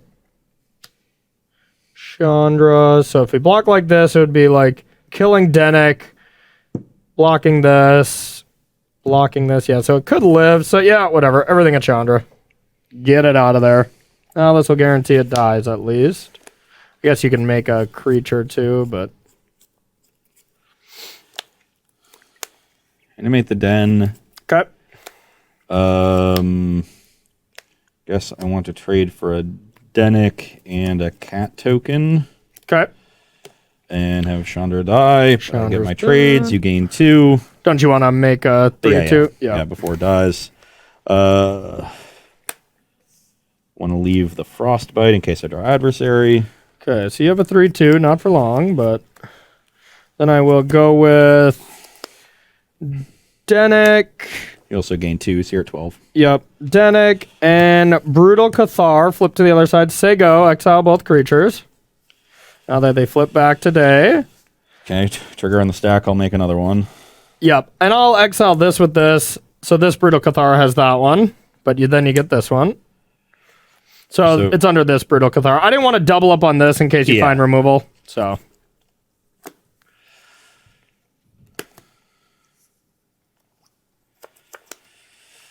And I'm dead. Yeah, all right. Well, this Dollhouse deck did a lot of Dollhouse stuff. No, but I mean, the more I kept thinking about it, the more if I would have drawn it at certain times, it would have been insane. Even if it brings back a 1/1, it's, just, what, a 4/3? Yeah. That can get bigger. Like, it's probably the best with the Taxidermist. I just couldn't get over the finish line there. Yep. Yeah, you're definitely close. Needed to draw some more removal there. Or just, hit on Chandra one time in your life. Maybe. That would have helped, but... That'd be nice. All right, Rob, you got a question while we shuffle up for our second game? Yeah, it was just about that Chandra. It's like, why kill Chandra? It was only reveals lands. Yeah, no kidding. Pick up, mill 1 card. Not a great ability. If my cards were printed correctly and I maybe played the adversary and got 2 more cards, maybe things go differently. It definitely could have. I mean, you hit adversary later, but that wasn't the turn doing stuff a turn earlier, believe it or not, in Magic is good. And then that second adversary hits the Frostbite that I eventually found. Yep. That probably stops the Brutal Cathar from transforming. Yeah. Made it less brutal, if you will. Yeah, potentially gives me enough of a position to protect the Chandra, keep that going. Like, it could all unravel for sure. I still had so much gas in the tank, but, still. But yeah, the backside of Denick is impressive with mulch. Like, that is a spicy one. And just mulch in general with faithful mending or faithless. It's faithless, right? Faithful mending. One of the faiths. Faithless, looting, faithful mending. Okay, perfect. But, maybe not great for you since you on average hit, 0.5 lands off mulch. But if you can ever hit 2 or 3, just being able to pitch those to mending is pretty sick. So. Jesus. You having a good time, buddy? We'll take you for ice cream after this, okay, bud? I think I'll mulligan my 6 lander. Okay, I'll keep my absolutely perfect dreamy hand. We'll take you out for an ice cream after this, okay, buddy? You got any more questions there, Rob? Not at the moment. Okay. That's fair. Then we just get to sulk in your misery for a little bit then. You got any misery updates? Jazz are on a 2-game losing streak. Oh, dang it. Okay. Hey, I mean, that makes sense why you're not doing great today, right? When the Jazz lose, we all lose. That is true. Ross also lost a can jam to Brad Nye, so... Oh, okay. Yep. I heard about that.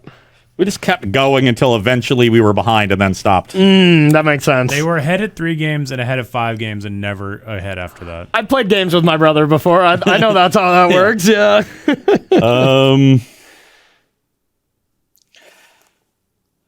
Okay, I guess this is the plan. Okay, I'm in. Let's do it. Cassick Wolf Rider. Okay. Oh, baby.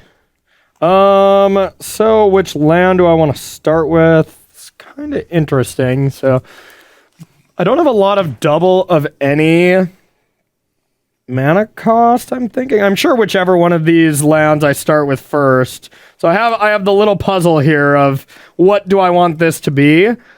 And I think I want more white. So if that's the case, I probably just start with this and then put this as white next turn would be my guess. I'm sure I'll regret that here in a second. Probably. Yeah. I'll play a 2/2 haste and get in for 3. Oh, God. Okay. 17. Yep. You're up. So that's your old game plan, huh? Told you we have a plan. So does my 2/3 lifelinker do anything to that game plan? Fast to you. Face of Haven, Storm Seeker, pump itself, get in for 4. Ooh, that is pretty good. Okay, I will take it. You get a 13. Yep. You're up. Okay, that's scary. So I will mulch. Uh-oh. What am I, Ross Merriam?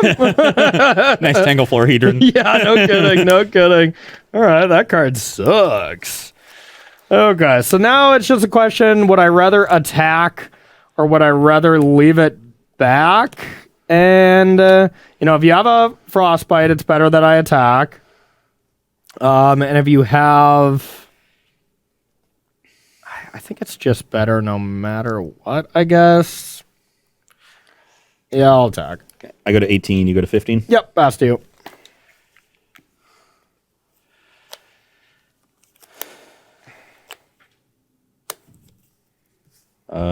Fire up Haven. Pump the Storm Seeker, I guess. So this is 10. Yep. Brings you to the 5. Yep. Pass the turn, we'll go to Knight. Yep. All right, I don't know if Chariot's enough, but it's all I got. Pass to you. Chariot's pretty good. Yeah.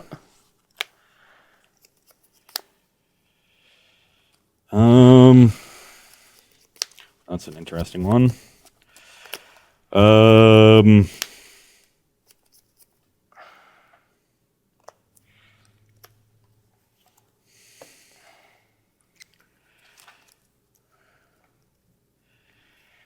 I will.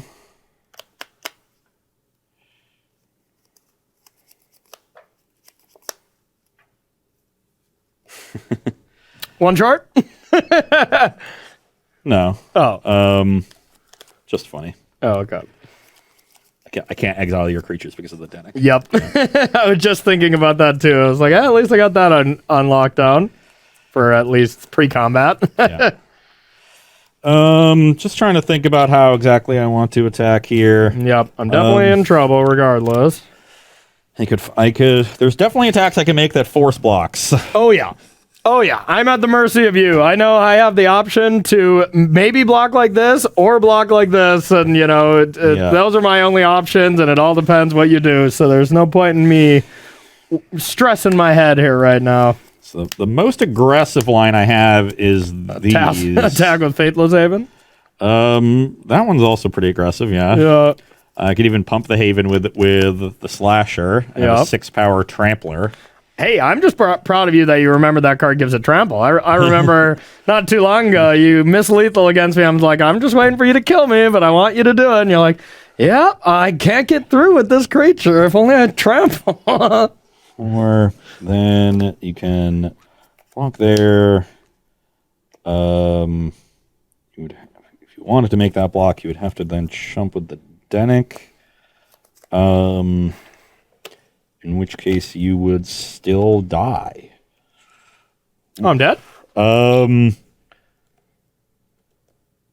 Or you can block like that and there, and you would not.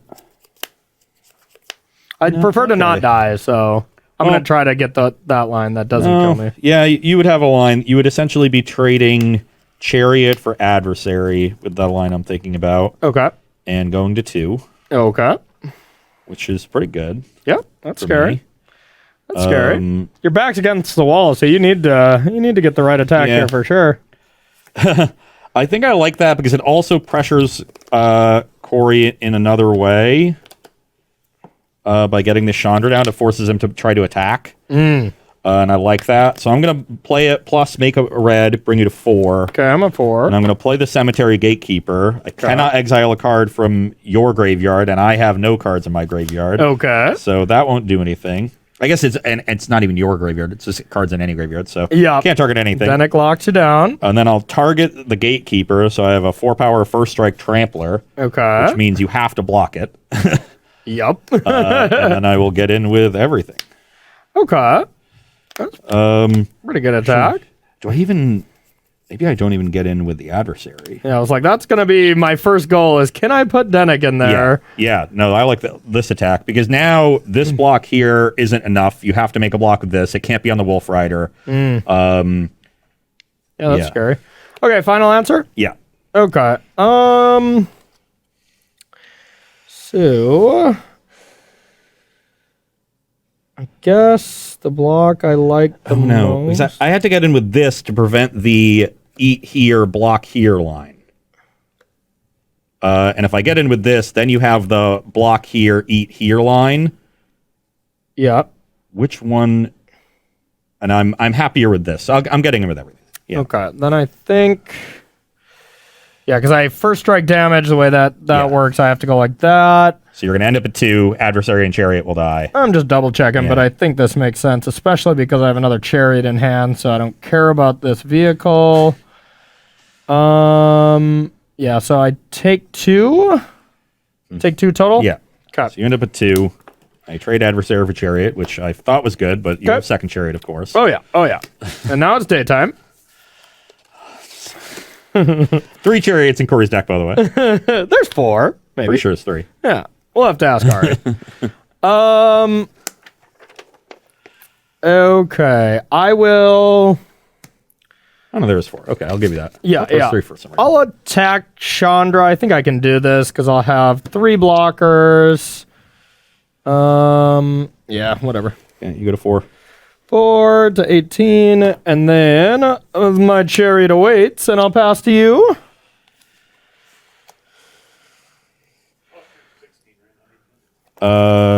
I had myself at 18. I had yourself at 18 as well. I attacked the Chandra here. I don't know if you missed that. Yeah. Oh, no, that's fine. Okay. Yeah, okay. Second Chariot's going to be tough. Yeah. Wait till I get a land. Then we might have some real stuff going on. All right, Chariot's the realest thing of them all. 3 cards in hand. Yep. 4. Well, if I were to fire up Haven and pump the Wolf Rider, you have to make 3 blocks. or you die. And none of your blocks on those trade because you can't double block the Wolf Rider. So it would literally just be 3 chump blocks, take 2. That seems pretty good. That was pretty good. I'll give you that. And I get to transform this back. So yeah, fire up Haven, pump Wolf Rider. Get in. That makes me sad. Yeah, I'm at 4, so nothing I can do there, huh?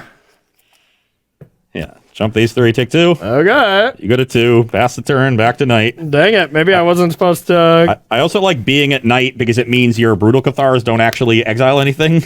Yeah, that's fair. Okay, well, I guess I have to start with a Faithful Mending. I'll go to 4. Yep. Draw 2. Discard 1 and discard a 2. And I'll play a land, so I can either flashback Faithful Mending again or play this card in hand. This card in hand isn't awful, I guess. Yeah, so I'll play this, and I'll... I mean, it's also pretty good because now you can still flashback the Mending.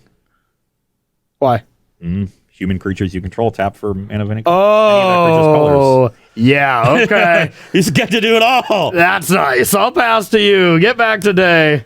Totally forgot about that extra clause. Yeah, that's nice.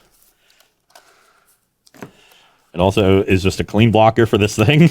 Yeah, I mean, you can still trample, but Yeah. But yeah, okay, I forgot about that. Okay.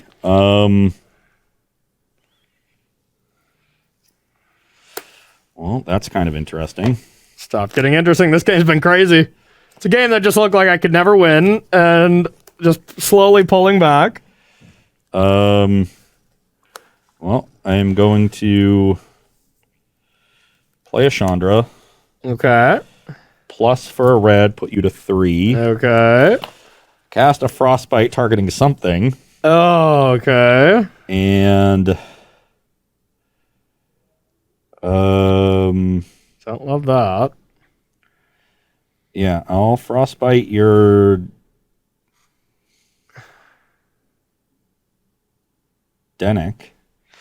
Okay, so I can either Crew Chariot as a blocker, and then that kind of prevents your attacks, or I flashback Mending. That's my thing. Mending is just going to be draw 2, discard 2, basically, which I don't love. So yeah, I'm going to Crew Chariot. I'm at 2. So yeah, you could pump this. I go block, or vice versa. Take 2.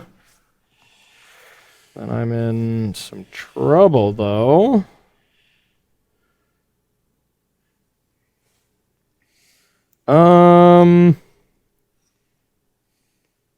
Okay, yeah, I'm gonna Crew. Yep. I'm going to pump the Wolf Rider and just attack with it. Okay, I will double block. Get the Catilda. Okay. Just make that trade. Make sure this Chariot doesn't potentially get out of hand, and then I'll pass. Wait a minute. Maybe I can't block this. We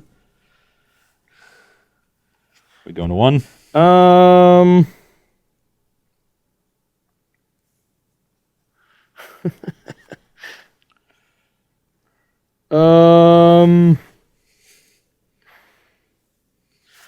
That is brutal. That is brutal. No, I can't go to 1. Okay. Okay, you're at 3. So yeah, double block, so they trade. Yep. Pass the turn. Okay. I'm gonna look at my graveyard. And if Corey wants the Dollhouse, he's not going to have 4 power for the Chariot. I can with that because it gets pumped. Oh, Jesus. So I can double tracker, right? So I can put tracker, Crew, make another tracker, and then you either have to block and let that go, or I just have, You probably just let it go because then I have a tracker and and Faithless Haven will just kill me, it looks like. So I don't think that's an option. This is crazy. So I could get Brutal Cathar. I have a Dollhouse, so I could get Brutal Cathar and just play a little defense. I could Cathar that. And then, essentially just take over next turn if I can survive. I have 2 attackers, you have 2 blockers. Yeah, but I'd have to block with the Cathar tokens. Cathar, yep. Or I could bring back Dennick. That's not very good. Because it's only a 1/1. Yep, can't bring back a Chariot. So I could play the card in my hand too, which might just be better. Is the card in your hand not the Dollhouse? I have 2 cards, sorry. Okay. Yeah. I have 2 cards. You can also try to mending into something. That's true. And I have mending as well. Okay, so I think this line is indeed better. So this.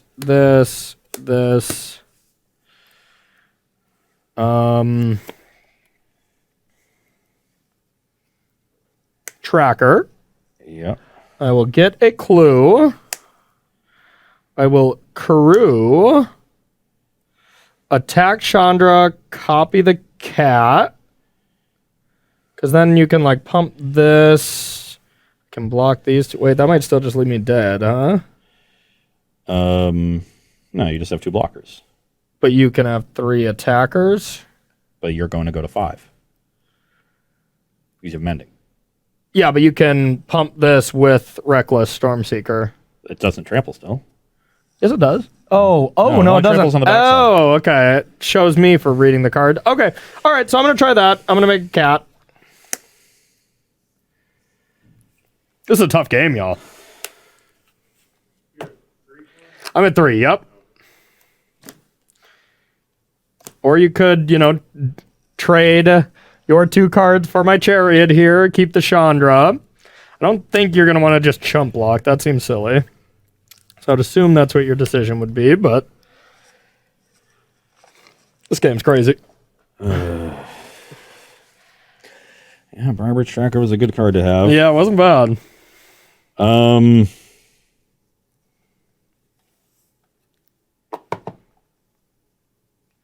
I don't have Dollhouse in hand. You don't know about that. One short. Yeah, this game has been nuts.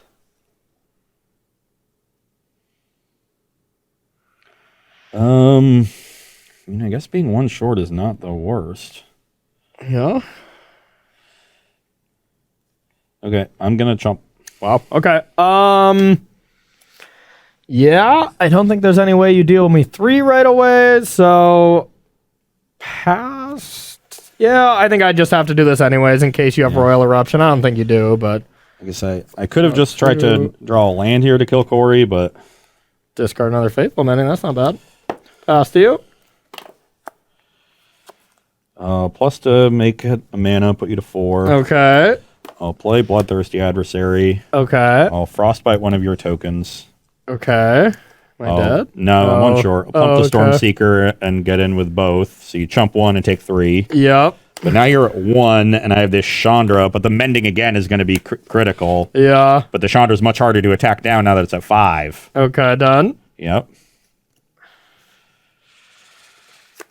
Okay, what can I do with the old Dollhouse?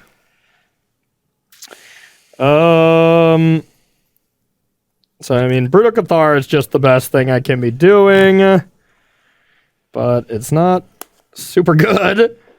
Yeah, the problem, like, you could double eat my board and attack the Chandra to 1, but then you're just at 1 and the Chandra kills you. Yep. So I think it's another turn where you have to mend. Each construct you control. So... Yep, this is it's pretty tough. Pretty tough. Yeah, I feel like I have to mend to hit like land Chariot or something. Or just mend to I don't know. I guess just stay alive. I think you're right. Going to 3. Yep. Draw 2. Are you prepared to throw away the dollhouse yet, or never?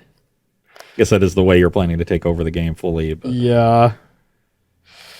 Well, I don't need this mulch.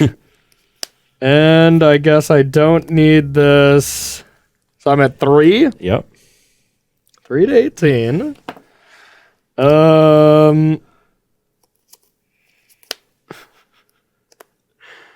is ridiculous.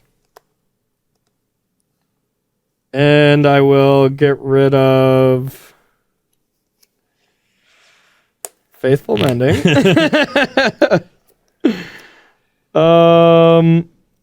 I will play this land. And yeah, I think I can just attack Chandra with this. Chandra to 1. Pass to you.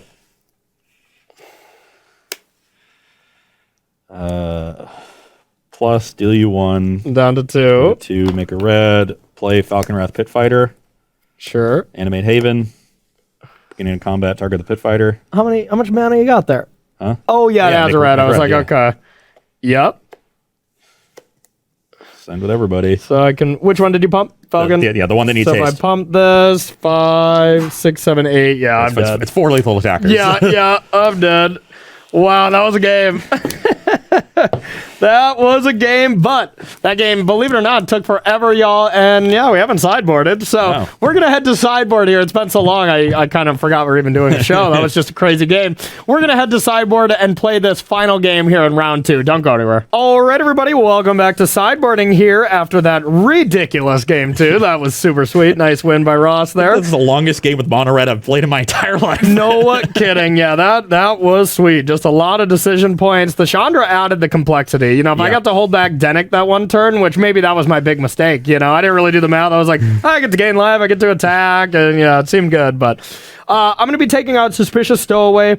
Already seems like a rather weak card. It's good at enabling, but I think with mulch and stuff, I think I would rather have that. And when you can attack with the Arsonist, it's too big of a liability. It's like the only card that dies to that one ability. So we're going to get rid of that. 2 very wild Wrath effects here. Choose a number between 0 and 13. I'm choosing 13 every time. Be like, do you have a large invitation list? No? Okay, kill them all. Same with Vanquish the Horde, another effect of Wrath, and then just another Brutal Cathar, one of the better cards in the matchups. Yeah. And on my side, I'm going to slow down a little bit with more removal between Abrade and Burning Hands to handle some of the annoying threats in Corey's deck. I'm also bringing in my Moonveil Regents. You saw the ground really clutter there with Chariots and Denix and things, so I think going to the air is going to be good in this matchup. Yeah, that seems pretty good. And I'm cutting Falcon Wrath Pit Fighter. This card just becomes dead so easily, and you have Denick. So even on turn 1, if I'm on the draw, you just have turn 2 Denick. This card just looks embarrassing. I'm trimming 1 Reckless Impulse since I get card advantage from Regent. Trimming 1 Chandra since I'm on the draw. It's going to be harder to land effectively. Trimming 1 Arsonist since I'm bringing in 4 drops. Arsonist is pretty easy for you to trade with, actually. This is definitely a matchup where I would prefer Goldspan Dragon as the 5-drop. Or Glorybringer. I think that would be the best one for you. That would be a good one. I would take Glorybringer, too. Yeah. And cutting my 1 Light Up the Night without the full 4 Chandra, and with the idea that Chandra is probably going to be attacked a lot. This card doesn't get flashbacked as easily. It's a fine, just like Singleton, that provides cool value, especially in matchups where they're not pressuring your Planeswalker, but that's not this matchup. We have a bunch of more efficient removal. And on the draw here, I'm going to trim a land. I've got, 24, 25 lands in the deck. We should be able to get away with trimming 1 on the draw. And drawing a 1-lander for sure now. I mean, that's going to be 100% facts. All right, so game 3 here to decide if the marbles are wrapped up or if we got our third match to decide it here. I really like this deck so far. Like, it's another one of these decks that the kind of cool, fancy card is not the only thing you're doing. Like Denick looked awesome. Of course, Chariot's amazing. But even Catilda, the other ramp spell, Taxidermist or something. Yeah, the Taxidermist. That card looked really good in this deck. I just think it's pretty cool. Yeah. It's pretty cool. It's really nice to be able to follow up with a 4-drop when they kill your tokens. Yeah. You were able to do that with the Taxidermist with Chariot. Yeah, and that was huge. Tracker does it as well, or just Chariot to get, more and more cats. So a lot of things to be done. So, all right, I'll be going first. Good hand, please. I wouldn't say that this is the most amazing hand, but I think I will keep. I will keep as well. Okay, I have a tap land, and I'll pass to you. I have an untapped land, but also a pass. Okay. Oh, a Timely Lair. I'll pass to you. No 2-drop was the unfortunate part of this hand. Okay, I will just play a sad 2-1 for a striker. So sad. Was hoping Corey would have a mulch there, and I'd have something to target. Yep. Nope.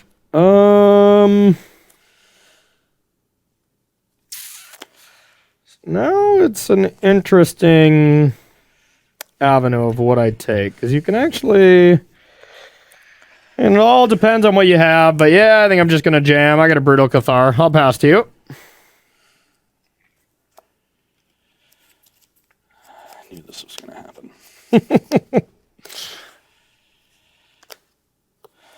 Okay, I will abrade your Cathar. Yep. Exile it with the Gatekeeper. Yep, that's the play I was kind of afraid of. And pass the turn. So now all creatures add some damage for us, huh?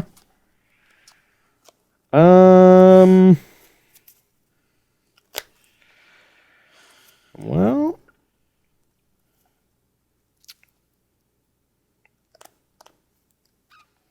He's not slamming Chariot, so that's good. Yes, I do not have a Chariot. I do not have a Chariot. It's a much more awkward play. And it's just another one of these. Okay, take 2, please. Pass to you. You're at 18. Yep. Brutal Cathar and this card are not really combos, that's for sure. Gotta be kidding me. Is it nighttime? No, I have a Storm Seeker, which is not great, but I'll get in for 3. Okay, yep, I'll take it. Brings you to 15. Did you need a certain card? Pass the turn. 15. Oh my god. I'm not doing too much better over here, I promise you. My draw is quite awkward. Kept a 3-lander, by the way. I believe it. I believe it. All right. I am going to go with. All right. Dollhouse time. I'm going to attack for 2. I'm at 18. Pass to you. Not great. Especially if you have another Abrade. I do not, but I do have a pretty good play of Burning Hands, Brutal Cathar, exile it with the Gatekeeper, give Gatekeeper haste, attack for 5. I'm at 10. Pass the turn. Okay.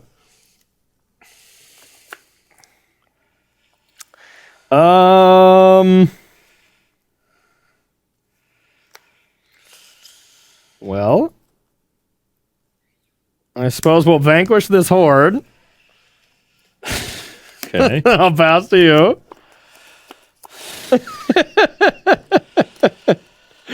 Attack for 2. Okay, I mean, I'm still in a lot of trouble. You're My at 8. hand is not good. I need a mulch or something. Ugh. Okay. And Chariot. Yeah, that would be good too. Okay, so I have a Denic.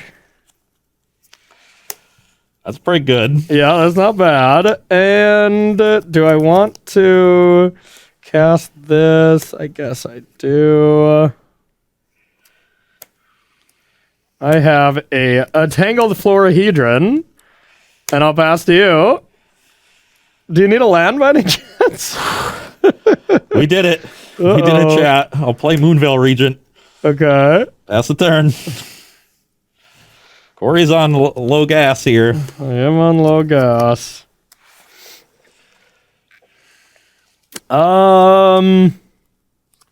Okay. Now, what do we want to do?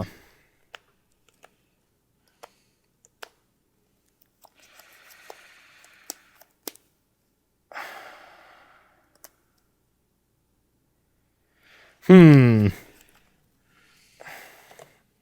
dollhouse isn't doing me a lot this turn. Or this game. Cemetery Gatekeeper. Yeah, the Gatekeeper was insane. Just getting rid of my Brutal Cathars was indeed brutal.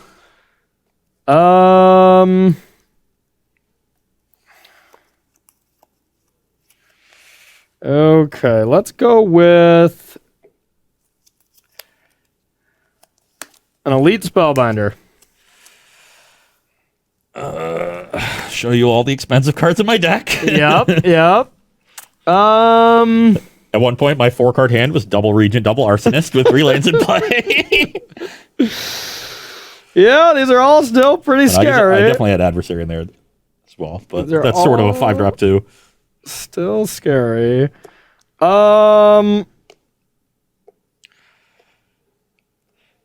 I guess I will take a Arsonist, and I will pass to you. I think Corey's on Pray I Don't Draw a Land here. That would help. I did not. Okay, that's good. It's like I still think I'm in a brutal spot.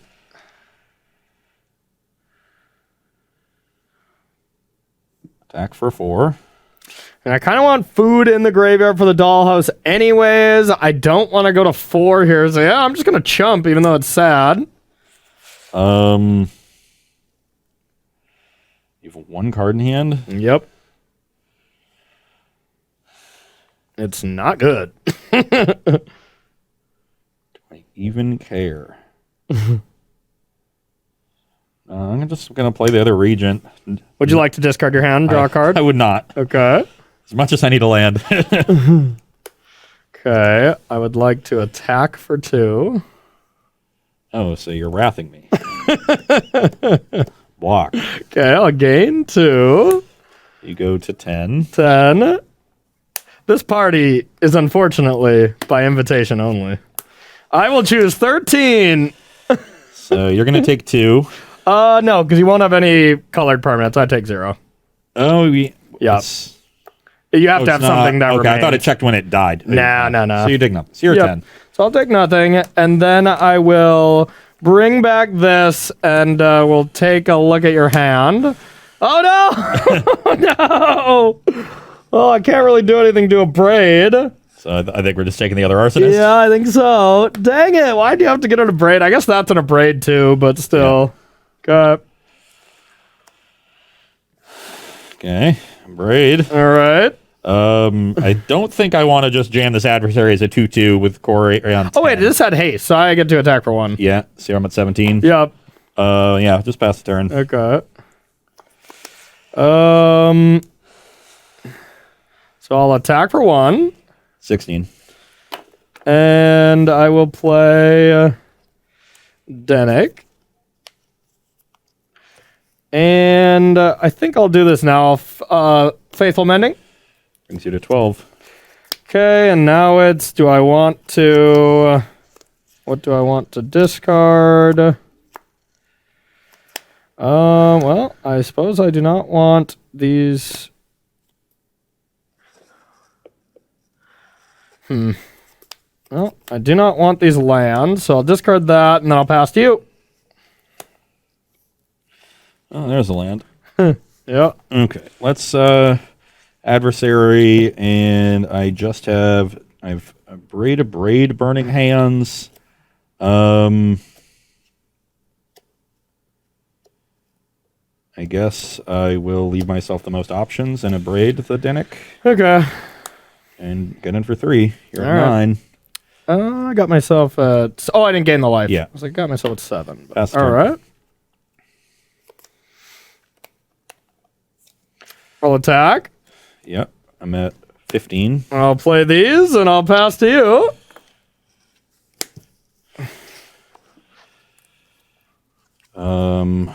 I'll Frostbite the Brutal Cathar. No! Use the Adversary, Frostbite the Tracker. Oh, no! And I guess I shouldn't have Attack for I 3. shouldn't have exiled anything. You go to 6. Yeah. You're up. Okay. That sucked.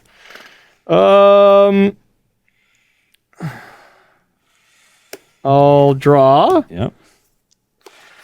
All right, I'll play a Zika's Chariot. I'll get some cats. And I'll attack for 1. I'm at 14. And I'll pass to you.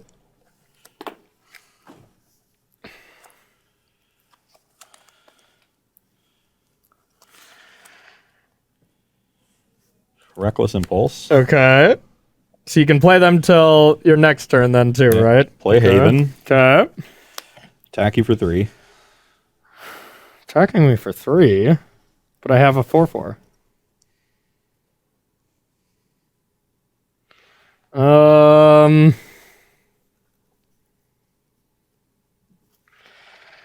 right, I'll crew. I'll block. Burning Hands before you can block. Okay. Take 3. You go to 3. 3. Pass the turn. And you're at 14? I am indeed at 14. Am I dead? I didn't even do the math. No, God, no. Yeah. 5. Plus 4 is 9. A land is 10. 9, yeah.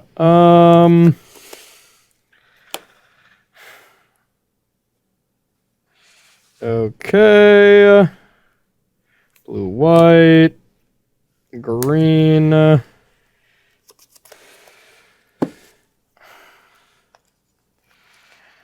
I'll do some mending. Brings you to 5.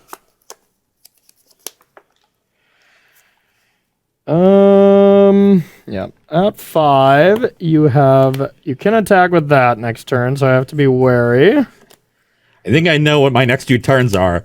Yeah. Me too. So you can kill this. It's still day. You can kill that. Then I'll have to have 2 blockers because it deals 1 to me and 1 to the thing, right? And 1 to a planeswalker if you had it. So I basically can attack. Or can I attack with? You can attack with Spellbinder. I can probably attack with these because then if you play that, yeah, okay. I suppose I should discard 2 cards though. Yeah, that is the first thing you have to do. Okay, I'll discard 2 lands. 2 lands. 11. Maybe I want to discard this.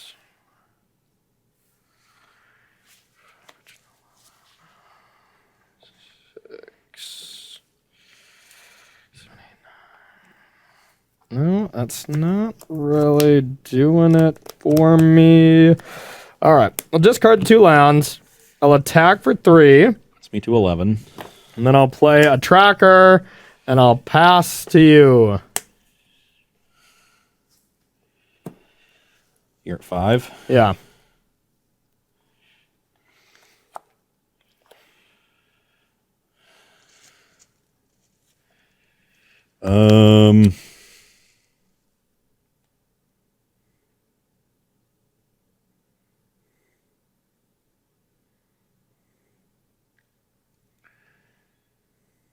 And I am now at 11. Yep. So, and you have 6 lands, you can go up to 7. That's a 5/5 lair. 6, 7, 8. I see your graveyard. Yep. Any more mendings? No, I don't think so. Yeah. Potentially Dollhouse at Brutal Cathar. You're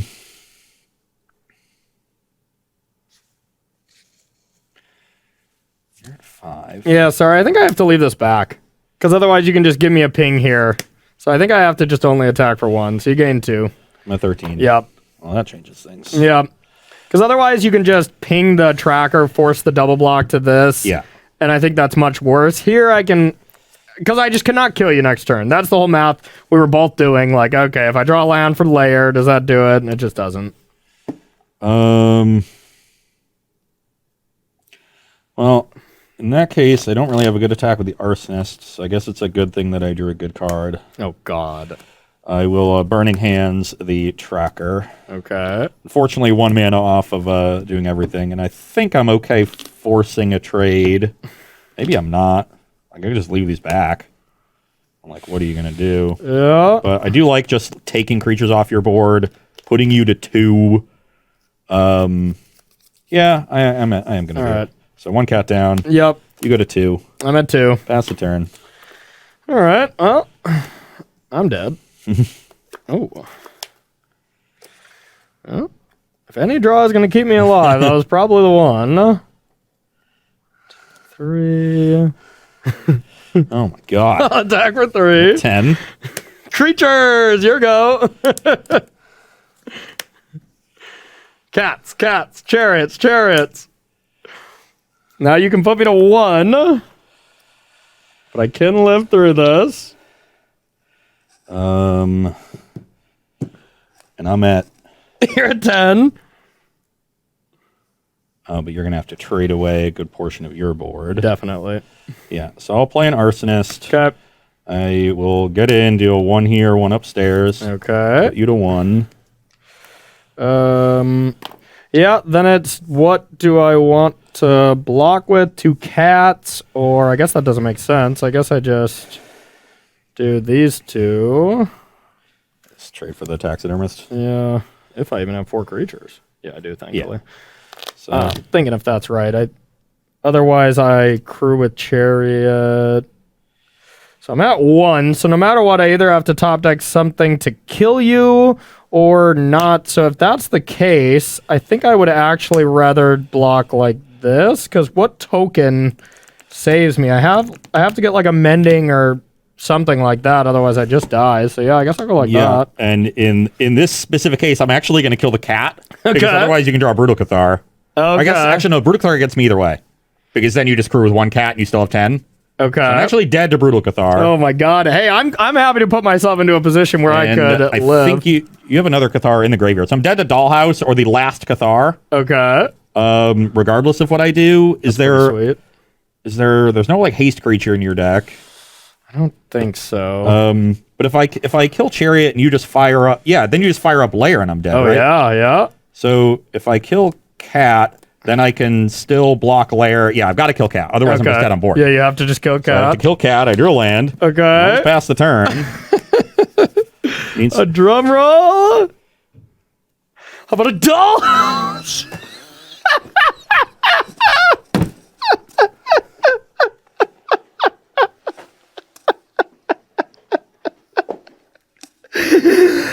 wait.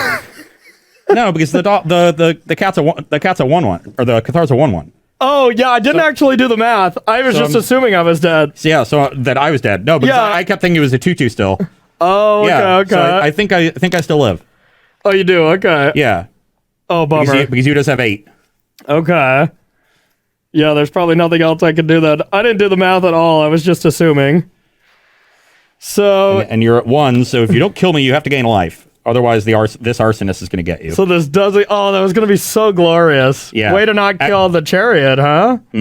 Yeah, actual Cathar would have been good enough because then you could have animated Lair as a 1/1 Okay. and gotten the extra power. So Dang it. That was about to be the greatest moment ever. Way to ruin it with your math. Yeah, 8. Yeah, so I think I just have to pop this. But then even if you find Cathar, it's not good enough. I think Yeah. you have to pop it and find like Mending Yeah, I think so. because then you can just stabilize Yeah. and use the Dollhouse to take over. Yeah. So I think Mending Bummer. is the actual card you need. Okay, well, I guess I can crew then and copy the clue to give myself 2 looks at it. Yeah. No, because then I won't have enough blocker. Well, yeah, I guess I will with this. So if I crew like this, sack So 2 then you'll got another clues. cat. And you'll Yeah. still have 3 blockers. 3 blockers. All right, I guess that's the way to do it. So I'll crew. I'll attack, copy the clue. I'll take it, go to 6. Okay. And I guess I could sack the... No, I can't sack the clue first, so... All right. Sack a clue. It's a second dollhouse. Okay. I need to sack the clue. And it's not mending. Okay, good game. Dang. God. Just you saying dolls was lethal, I was like, thank God. Oh, wow. Good game. Good match. Good match. That was crazy. Oh, too good. Too good. Okay, well, chat, we thought we, luck sacked our way into winning that one, but no such luck. But, wow, that could not get much closer. And honestly, I think I screwed up many times that game. Basically just brutal Catharing your cards. I just should have never touched your cards at the end. I brutal Cathared like 5 creatures that had come into play abilities, and they all backfired horribly. You cast 3 Brutal Cathar's that game, and the very next turn you got max punished all 3 times. Every single time, yeah. So, all right, we're a little short on time. The Marvels are still live after that ridiculous match. So we're going to take a short 5-minute break, and we'll be right back with our final round here on Versus Live.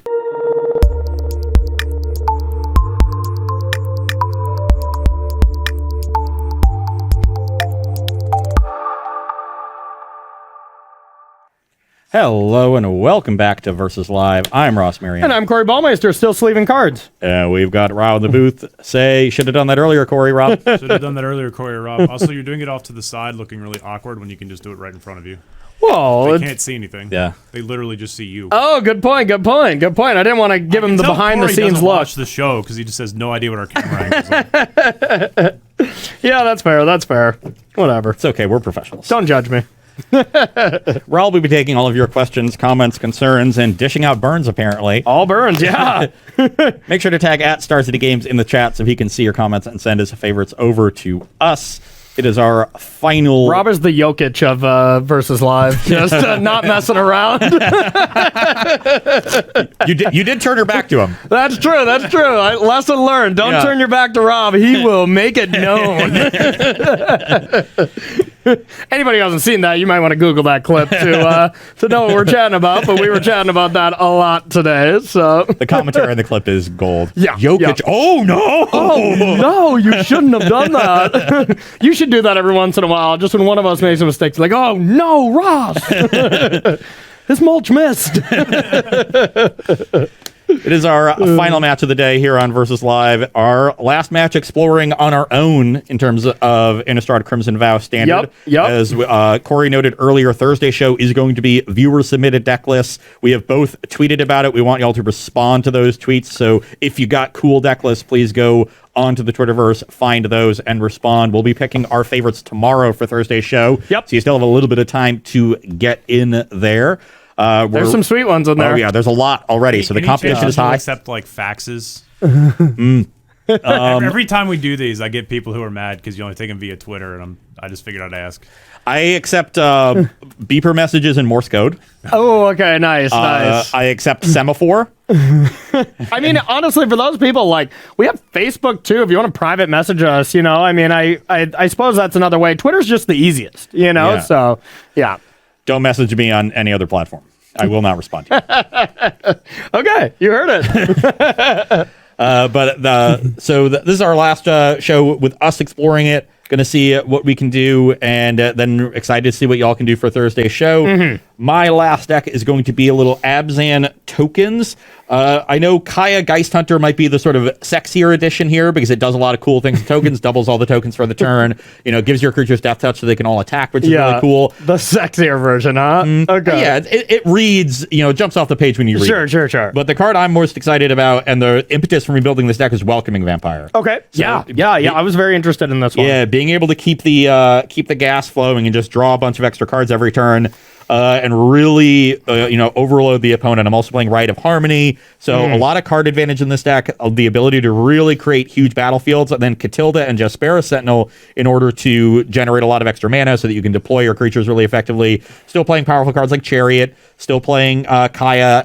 I'm using Kaya more to just push through once you've drawn a bunch of cards and created this huge battlefield. Yeah. And then not a ton of interaction, but I'm playing some Anthem effects. I got Paladin class. I have one Intrepid Adversary to kind of dig for late in the game. Okay. And hopefully, kick it 2-3 times and create these huge battlefields. So really just trying to push these synergies and see how far we can go with them. Okay, and from my side, this one, I saw a sweet Jund Reanimator. This one's more Jund mid-range, though. Yes. Like, it is not as heavy into the reanimating theme, even though we do have some of that here. These are gone. saw a sweet. You trying to get rid of my crippling fears? Oh, come on, those are gonna be good. You had your meat hook massacres. So this list is brought to us. I saw a sweet one by William Huey Jensen. We have basically both had Jund decks loaded, and I was like, okay, well, let's at least look, make sure they're not too similar. And I think these are a lot more different. I changed a couple of cards, not many at all. You have some of the top end threats, but you're not really a reanimator deck. You're Yes. just interacting up the curve and then casting these as value cards. So it is kind of what you were thinking. Maybe we wanted a little bit more interaction, a little less of the ramp stuff. That's what this is, but it is not able to do some of the most explosive stuff as consistent as you were doing before. But otherwise, we still have the same stuff. You didn't sign your permission slip. You can't go on the field trip. Yeah, can't go on any field trip. You have to go lick envelopes with the principal. Okay. We all go to the bubblegum factory. Yeah, I talked in class too much anyways. I didn't get to go on a lot of field trips anyways, so that's just a true story. Like, yep, if you would stop disrupting the class, you'd get to go bowling. And I'm like, come on. Not fair. I like to bowl. I like to bowl. All right, Rob, do you have any questions or any comments from our absolutely absurd match last round? And I have a crippling fear. I feel like this shouldn't be in the main. Oh. I also feel like it shouldn't be in the main. But there's probably one. You have dig up, so that's true. One sweeper. That's true, yeah. Did have a question just come in. Any consideration for by invitation only in Ross's sideboard?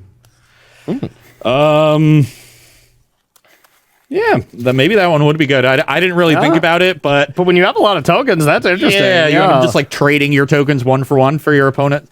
Yeah, that's actually really cool. We might have to try that one. That is cool because it's just like if you have 6 creatures and your opponent just plays one gigantic card, we're like, by invitation for one, please. I'll trade my 1/1 token for your absurd threat. Yeah. All right, that's a cool one. Wait. So do I still draw 8 cards when I'm on the play? I haven't been on the play in so long. You're not on the play now. I am. Oh. All right, I'll be going first. And yeah, this hand seems fine. I don't know how much I love this card anyways. But yeah, I'm interested in this hand. I'll keep. I will keep as well. Pass to you. I'm going to lead on a Kabira Plateau. Okay. I have a Great Crown Pathway, and I'll pass to you.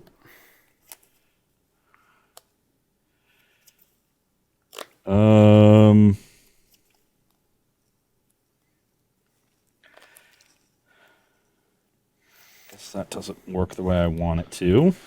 That's what I like to hear on turn 2. Ross already, thinking he screwed up his deck building. No, I'm just thinking about how to sequence. Okay. I will play a Paladin class.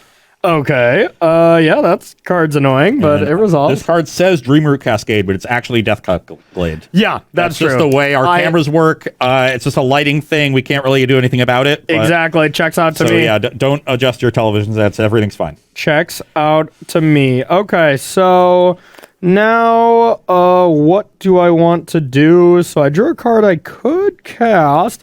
I don't know how much I'm going to care about what you're doing next turn. But I do care about making sure I hit all my land drops and have a good curve here. That being said, this could be more valuable later. No, I'm just going to go like this and I'll pass to you. Well, that could change how I want to play this.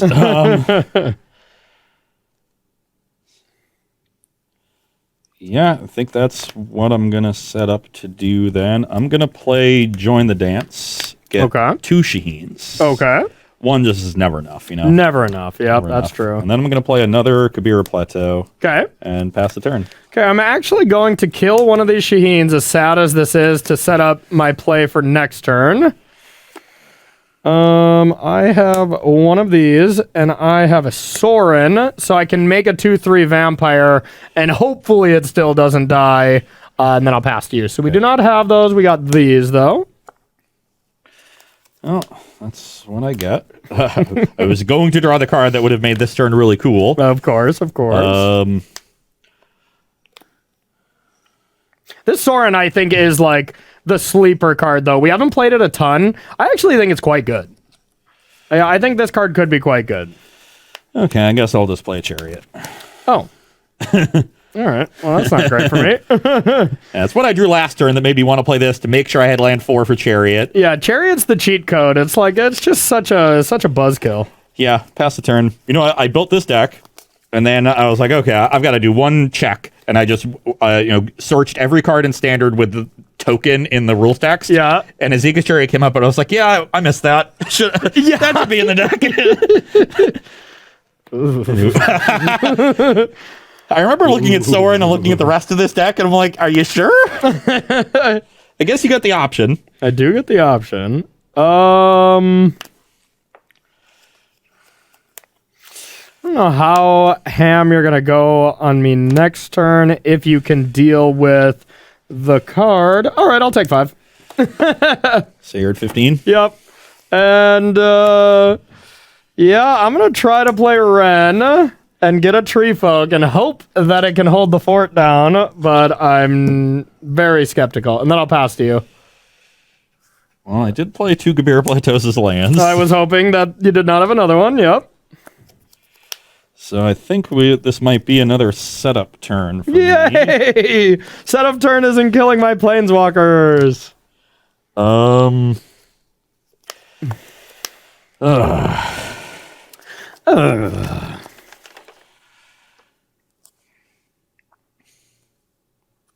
Yeah, if I just had one Kabira in my hand, if I knew I was drawing land 4 untapped last turn, then I'd be perfectly well set up for this turn. Yeah, but it seems like you didn't do that. So instead, it feels like I have to just take this turn to pump my team.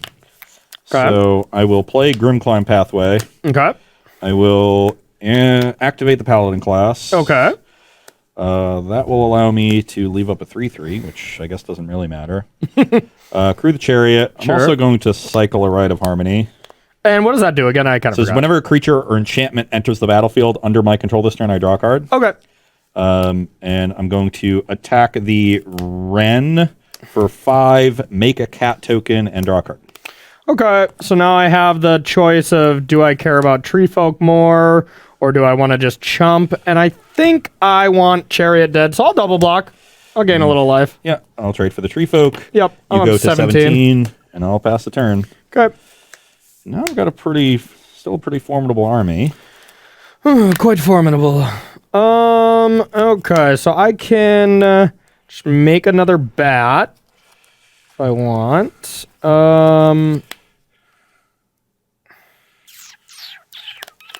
Just gonna look at this list for no particular reason. I have a decent amount of options, and yeah, let's see here. Oops. So now do I care about protecting the planeswalkers at all, or just trying to start getting a little aggressive? I think I want to get aggressive here, so I'm going to start, reveal the top 4, put any lands into play. Into your hand. Yeah, no, into play I think seems better. Oh yeah, I guess I could just... No, that was not a good ability anyways. So yeah, I'm going to play a land. And they're all pumped. So I could just play Goldspan and just play it on defense. Not the worst. Or I could try to get a little aggressive. No, I think I'm going to just play this as conservatively as possible. I'm going to play Goldspan, and I'm going to make another bat, and I'll say go. Defense. Defense.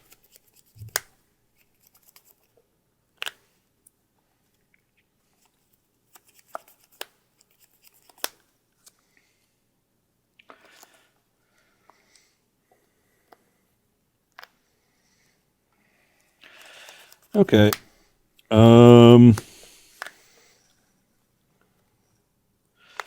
I will play Kaya. Okay. I will do your thing. Plus it to give all of my creatures Death Touch, and I'll put a counter on Shaheen. Okay, that's messed up. Then I will send 2 cats at Sorin and Cat and Shaheen at Ren. Okay, so basically I could either let Goldspan die or save one. Yeah. Yeah, that's kind of the choice I'm You giving. can also save one by double chumping, and then you keep your gold span and your vampires. Oh, yeah. I'm pretty sure I'm going to be double chumping. Saurian's pretty risky anyways, so I'm going to double chump those and lose this, gain 4. Yeah, so you're at 13. Yep. Then I will play Overgrown Farmland and Welcoming Vampire. Okay. And I'll pass the turn. That's a little annoying. So that is a 3/4. Yep. Okay. I will attack Kaya. Get a treasure. Yep. Okay, I'll block. Okay. I will completely blow you out. I will cleave up, dig up, and then wrath the board. I'm gonna choose Uncle Estevan. Well, no, I guess I'll choose Dragon. I'll choose Dragon. Almost Corey. Almost got myself good there. I think I played a land, right? No, I guess I haven't, because I played 5-drop, and I played Goldspan last turn, so I get 1 land drop. And I think I probably still just want to make a treasure here. Can you... What does that do again? You can make, like, double the counters and stuff. Double tokens. But you probably don't have much haste, so actually I will just tick up. And I'll get these lands, and I'll pass to you. You got over 7? Nope, 7 exactly. Okay, just have a million lands in hand. Yep. Okay, well, I got Wrath, which sucks, but I have a pretty good turn here. Uh-oh. Wow, that's also a good draw.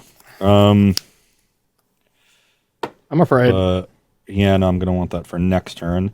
So I do think I want green on this side. Okay. So I'm going to cast a Rite of Harmony.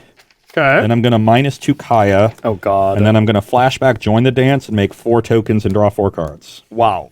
Okay. That's pretty good. That's pretty good. 1, 2, 3, 4. And I've played a land this turn, and you're up. All right. All right. I better do something good, huh?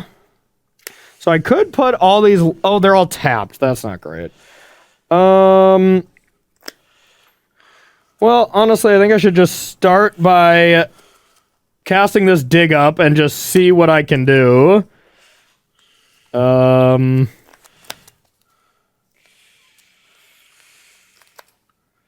Yeah, let's do that. Let's see what we got. Yeah, I guess that's pretty good too. So I'm going to be a little short. I can't Cultivator Colossus. That would be kind of cute. So instead, I'll just get Zamitak Massacre. You have 2 sweepers? I have 2! Now you definitely don't get these. Ross, you have to pay for that. Okay, so I will attack down Kaya. And then let's go with... I guess we just need to do it for 2, right? They're 2 2s? All right, do it for 2. You gain 4.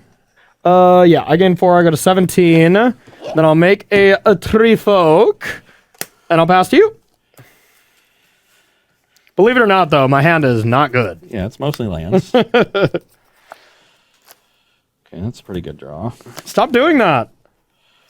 And you're still at 20, right? Yeah. Okay.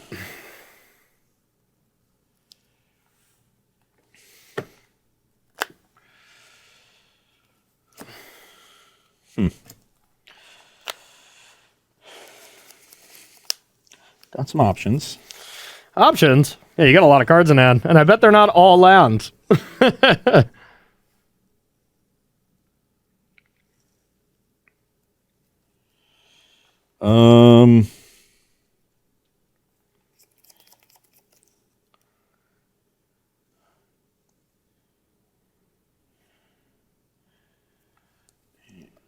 That's not quite enough, and I'm going to be under quite a bit of pressure.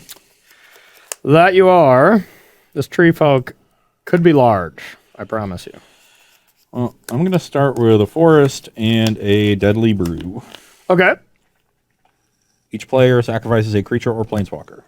If I sacrificed a permanent, I can return another permanent from my graveyard to my hand. Goodbye, Ren. You served me well. Which I was hoping to do and just turn a token into another chariot. Yeah, that's pretty good. And then I'm just going to play 2 Welcoming Vampires, which unfortunately don't draw a card because they have 3 power. Okay. A little slight dyssynergy there. Not that welcoming, really. Okay. And then it'll be your turn. So you can double block Goldspan, though, which is not great. So I probably don't want to just give away the old Goldspan here. So I have one of these. I have a blood token, and what? It's you pay 1, discard. Pay 2, sacrifice another creature or a blood token, and drain me for 2. No, but the blood token does it something. One tap sack, discard a card, draw. Yeah, one tap sack, rummage. So I don't really care about you losing life. You got a blood token. Yeah, I think I'm going to sack it right away. So I'm going to sack it. Do I discard first? Yes. Okay. It's rummage. I'm going to discard a mountain, draw a card. I'll play a land. And I'll crunch in there for 9. Okay, I'll go to 11. Okay, and then I'll play a Tangled Florahedron, and I'll pass to you.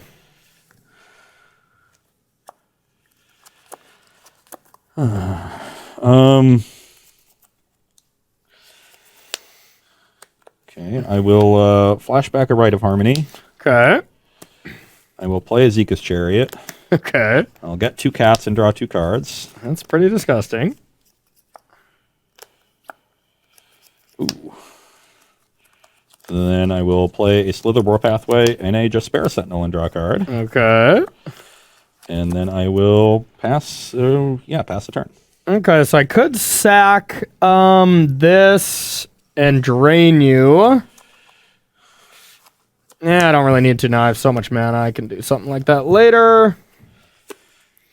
Okay. A solid draw. I'll play a land. Oh, I also draw 2 cards off the Jaspera Sentinel from the Welcoming Vampires. Oh, yeah, you do it, don't you? Yeah, 2 more. Okay. That's pretty disgusting. Don't know if it's going to be enough, but I think it probably will be. I'm not doing great over here. I'm going to attack with this Tree Folk. I am going to jump with the Sentinel. Okay, you lose a life, right? Whenever a creature and opponent I gain a life. dies, you gain. Go to 18, and yeah, I'll pass to you. Swear I wish I had some of those Diagraph Rebirths. Okay. Draw. Well. Okay, I guess that'll be fine. I'll play Rite of Harmony. Okay. I will play Battle for Bretagard. Enchantment enters, I draw a card. Okay. Okay, chapter 1, I will get a human warrior token. Just use Shaheens, right? Well, I might make other Shaheens if I draw Join the Dances, and they're supposed Use to be Core different. Warriors, that'll be fine. Yeah, so that'll be Core Warrior. So I'll draw off Right, and I'll draw 2 off Welcoming, so 3 total. Okay.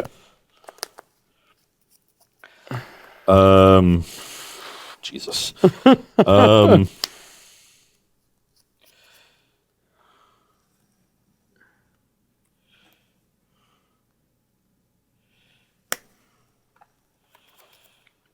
Then I will... Gonna need more white mana. You got 1 million cards over there? Yeah. Play a Boulder Loft Pathway. Okay. I will play a Join the Dance. Get 2 regular Shaheens. Draw 2 more cards. Yep. This is absurd. Kaya with Azika's Chariot does make a lot of sense. Like, the -2 there to get double cats, like, that is pretty strong. Then I will Kabira take down the Goldspan Dragon. I'll get a treasure. Yep. And I'll sacrifice it, drain you for 2. So I go to 9, you go to 20. Yep. Oh, and then I go to 21 because one of my creatures died. Or you no, go I was to life. yeah, you go So to I got 8. Yeah, So it's 8 to 20. Oh, then I'm just dead. no, because I can't sack itself. Sack another. Oh, another? Yeah. Okay. So I need a creature, I guess, but Maybe I just can't kill Goldsmith Dragon then. I think I have to kill this. Otherwise, I'm just going to die. Yeah, I have to computer take down this thing. okay. So take away my treasure. I think I'll still sack this, so same amount of life. So yeah, 8 to 20. And then the question is, like, my tree folk good anymore? I don't think it is. I mean, look at how many count. Yeah, okay. I guess I'll sack this. So I'm going to end at 5, and you'll be at 22. Yeah, and then I can sack Goldspan as well. I could put you to 1 here. Yeah. I could put you to 1, and then all I have to do is have a creature of mine die, huh? Well, it doesn't seem like the smartest plan. Maybe, like, what are my other outs? All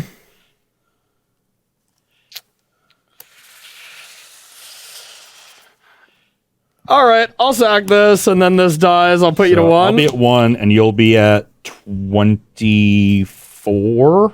20. Yeah. Yeah. Okay, so 24 to 1. Okay. Come on, Spikefield Hazard. So now I am certainly crewing the chariot. Yep. I'm certainly getting in for this 14, and I think I want to leave this back in case you draw another Goldspan Dragon. Okay. Because like I'm gonna have lethal next turn. Yeah, so let's do that 14, but I'll make a cat and draw a card. Okay. So you're at 10. Yep. And I have 8 cards in hand. I will discard a pathway. Tangled Florahedron. Yeah. Your go.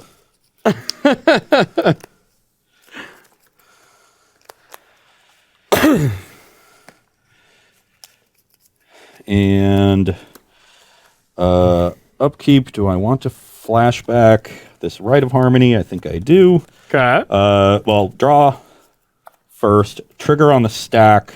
Okay. Do I even want to do that? No.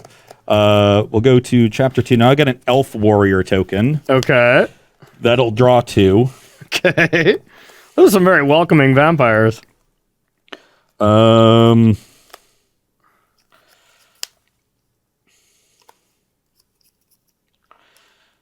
think you should attack with just 1 cat. See what happens. So, what am I afraid of? If you have a removal spell, you could literally just use it on your Florahedron and kill me. Yeah. So you clearly don't have a removal spell, so I can just animate Paladin class and kill you in the air.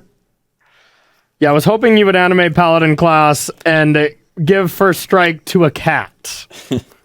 And wow, with the time already, this is just the winner of this wins the marbles. So it looks like I'll just level 3 and go for it in the air. I have 4 lands, you win. Yeah. I could have drawn another like 12 cards this turn. Yeah.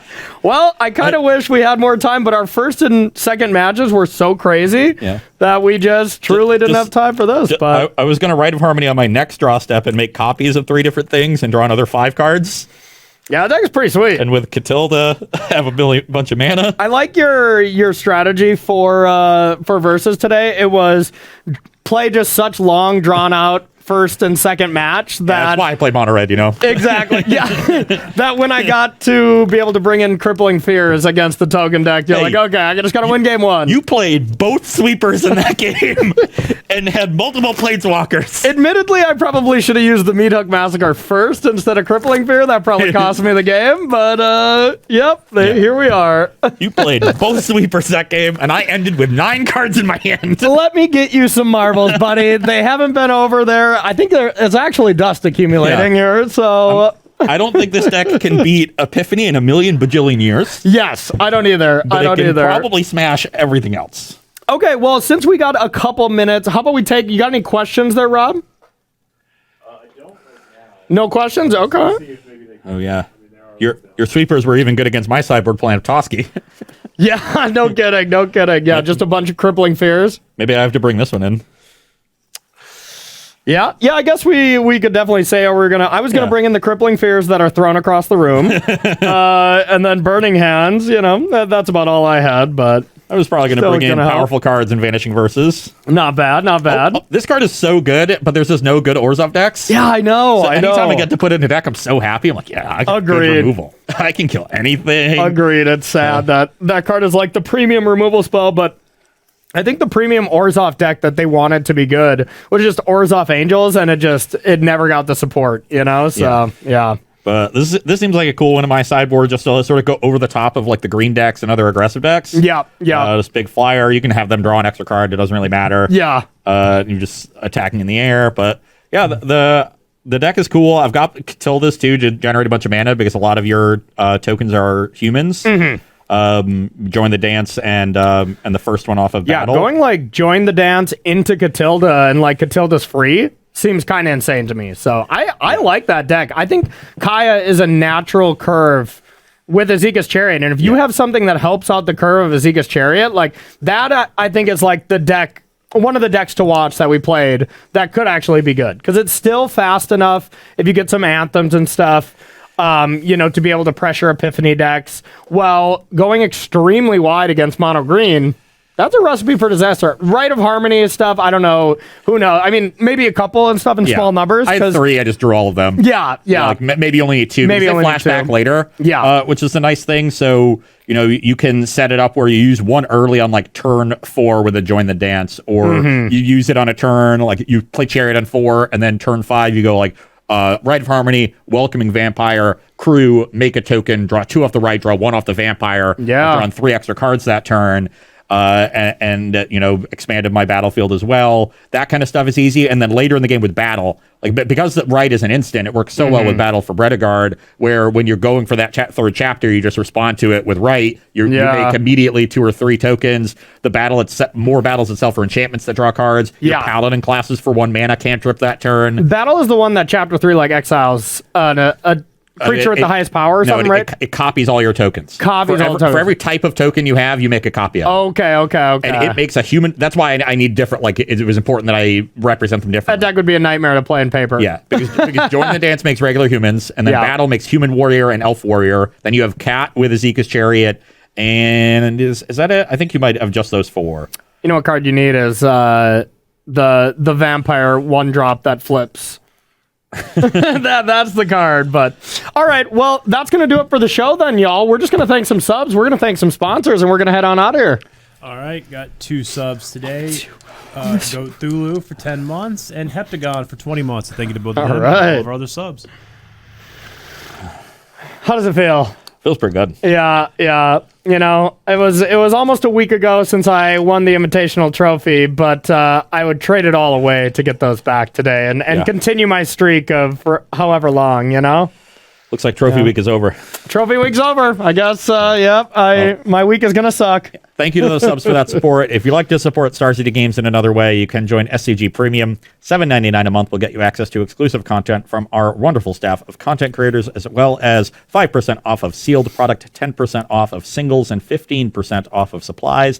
So head on over to starcitygames.com/join-premium and sign up today. Absolutely. And if you love some of the cards that we played with today, I got to say our last 2 shows were pretty sweet.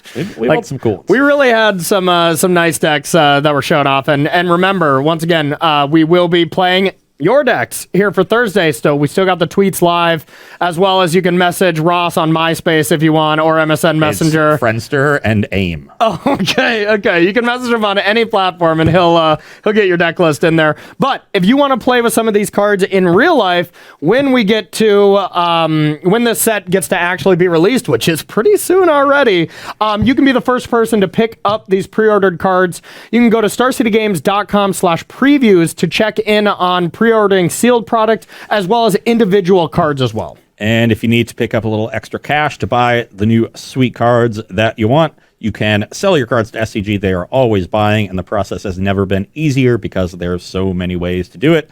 You can use the buy list feature on the website. You can mail your cards in and let SCG do the work for you.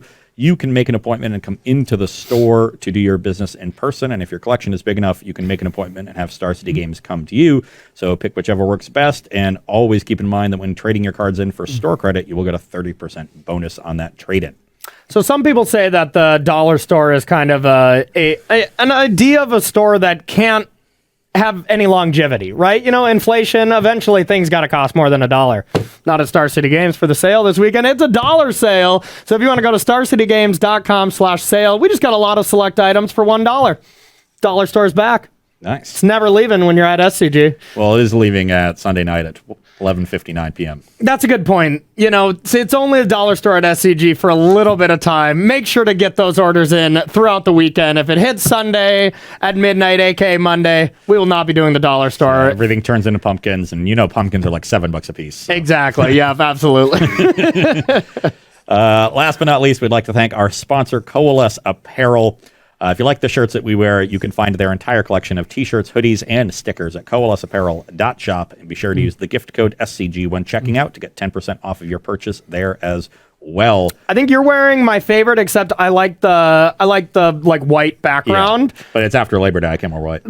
Okay, sure, that makes sense. And I'm wearing Rob's favorite. Yeah, because he loves Run the Jewels. Am I right? Yeah. Looks like we had a hip hop battle today, and Wu-Tang ain't nothing to mess with. Yeah. I don't know if that's how that goes, but yeah, I think something like that. I think it's something like that. Yeah. Okay. Just to insert Ross's verbiage from the end of last week's episode. Yeah, that's right. You deserve that. You deserve that. Absolutely. Yeah. All right, everyone. Well, thank you so much for watching. Thursday will be that viewer submitted show. That's you. So go over, get those deck lists in. And then next week, we'll be having some fun stuff. We might be dabbling back into the wild world of Modern, and we might even have a special co-host next Thursday. We're not going to spoil it for you. You're going to have to tune in on Thursday and next week to figure out who that is going to be. But that's going to do it for us. We will be back Thursday at 1 p.m. Eastern time with your deck list. So for Ross Merriam, I'm Corey Baumeister. I want those marbles back, and I'll see you later.